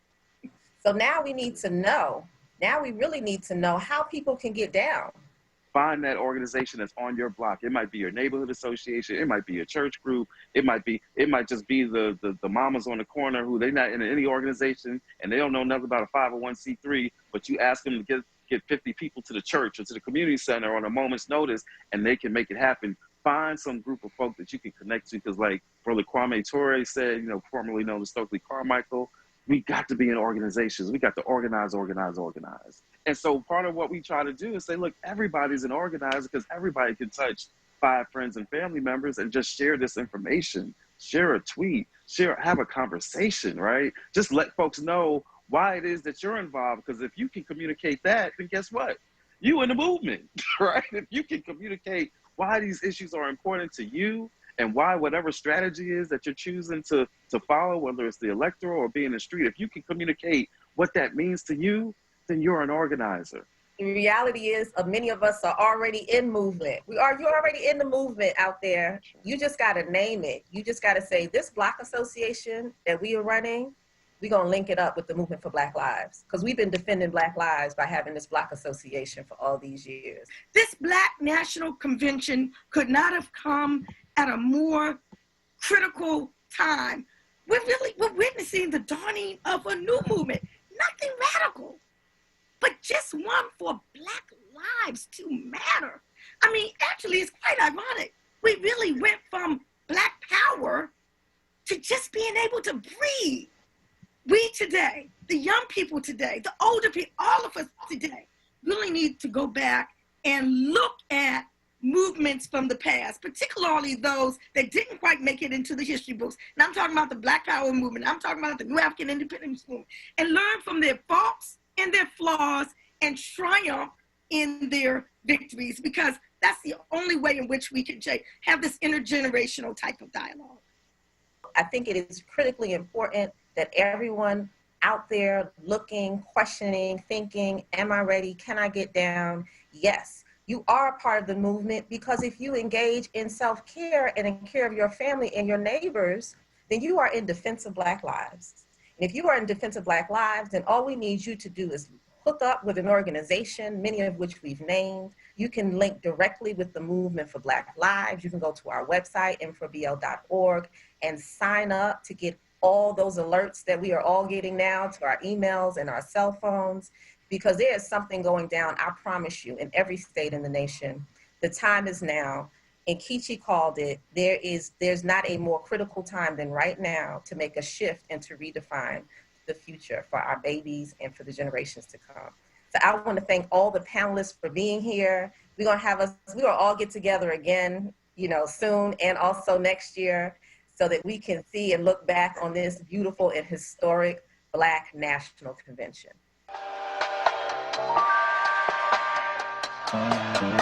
Cause we're fighting for our lives. This time you ain't winning. Keep the protest going. This is only the beginning. Justice for all. I'm tired of pretending. Cause we're slaves of the system, so our pain is never ending. I wake up, put my clothes on. Can't ignore what goes on. Systematic racism, and they're just adding loads on. Had to turn my flows on to talk about the blows drawn on Rihanna. Shower sleeping, gunshots all imposed on. A gunshot is a pin, so Brianna has been wrote on. Her family has to go on. Please don't be a moron. This revolution's televised. They know we got our phones on screaming Black Lives Matter. Cause our people getting choked on. Cause we're fighting for our lives. If you've stayed on this journey with us this evening, you've met Black people in every corner of this country who are calling and organizing for radical change. From housing, capitalism, violence in our communities and homes, connecting to the land as a site of power, Black joy, and yes, abolition and freedom from all forms of violence. Tonight, we find ourselves in the final days of Black August. Black August asks us to fast, to study, to train, to deepen our commitment to the work. On blacknovember.org, you'll find a resource guide that includes definitions, political education resources, the vision for Black lives, and voter protection resources. Our ask of you tonight is simple. Black people, find an organization, a political home in your community to expand this 21st century liberation movement. You are not alone in your questions. You are not alone in your dreams. From protests to the polls, keep your eyes on the prize with us. From Juneteenth to Black August and beyond, never settle for less than freedom with us. Our ancestors and our children demand it. Black love and Black power to all the people. Good night.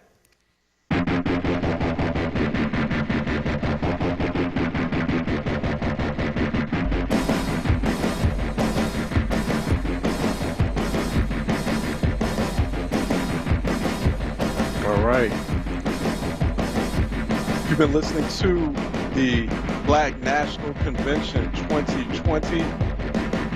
This is the Friday after the end of the major political conventions, after the Democratic National Convention last week, and the Republican National Convention this week. And so we all ended it rather appropriately.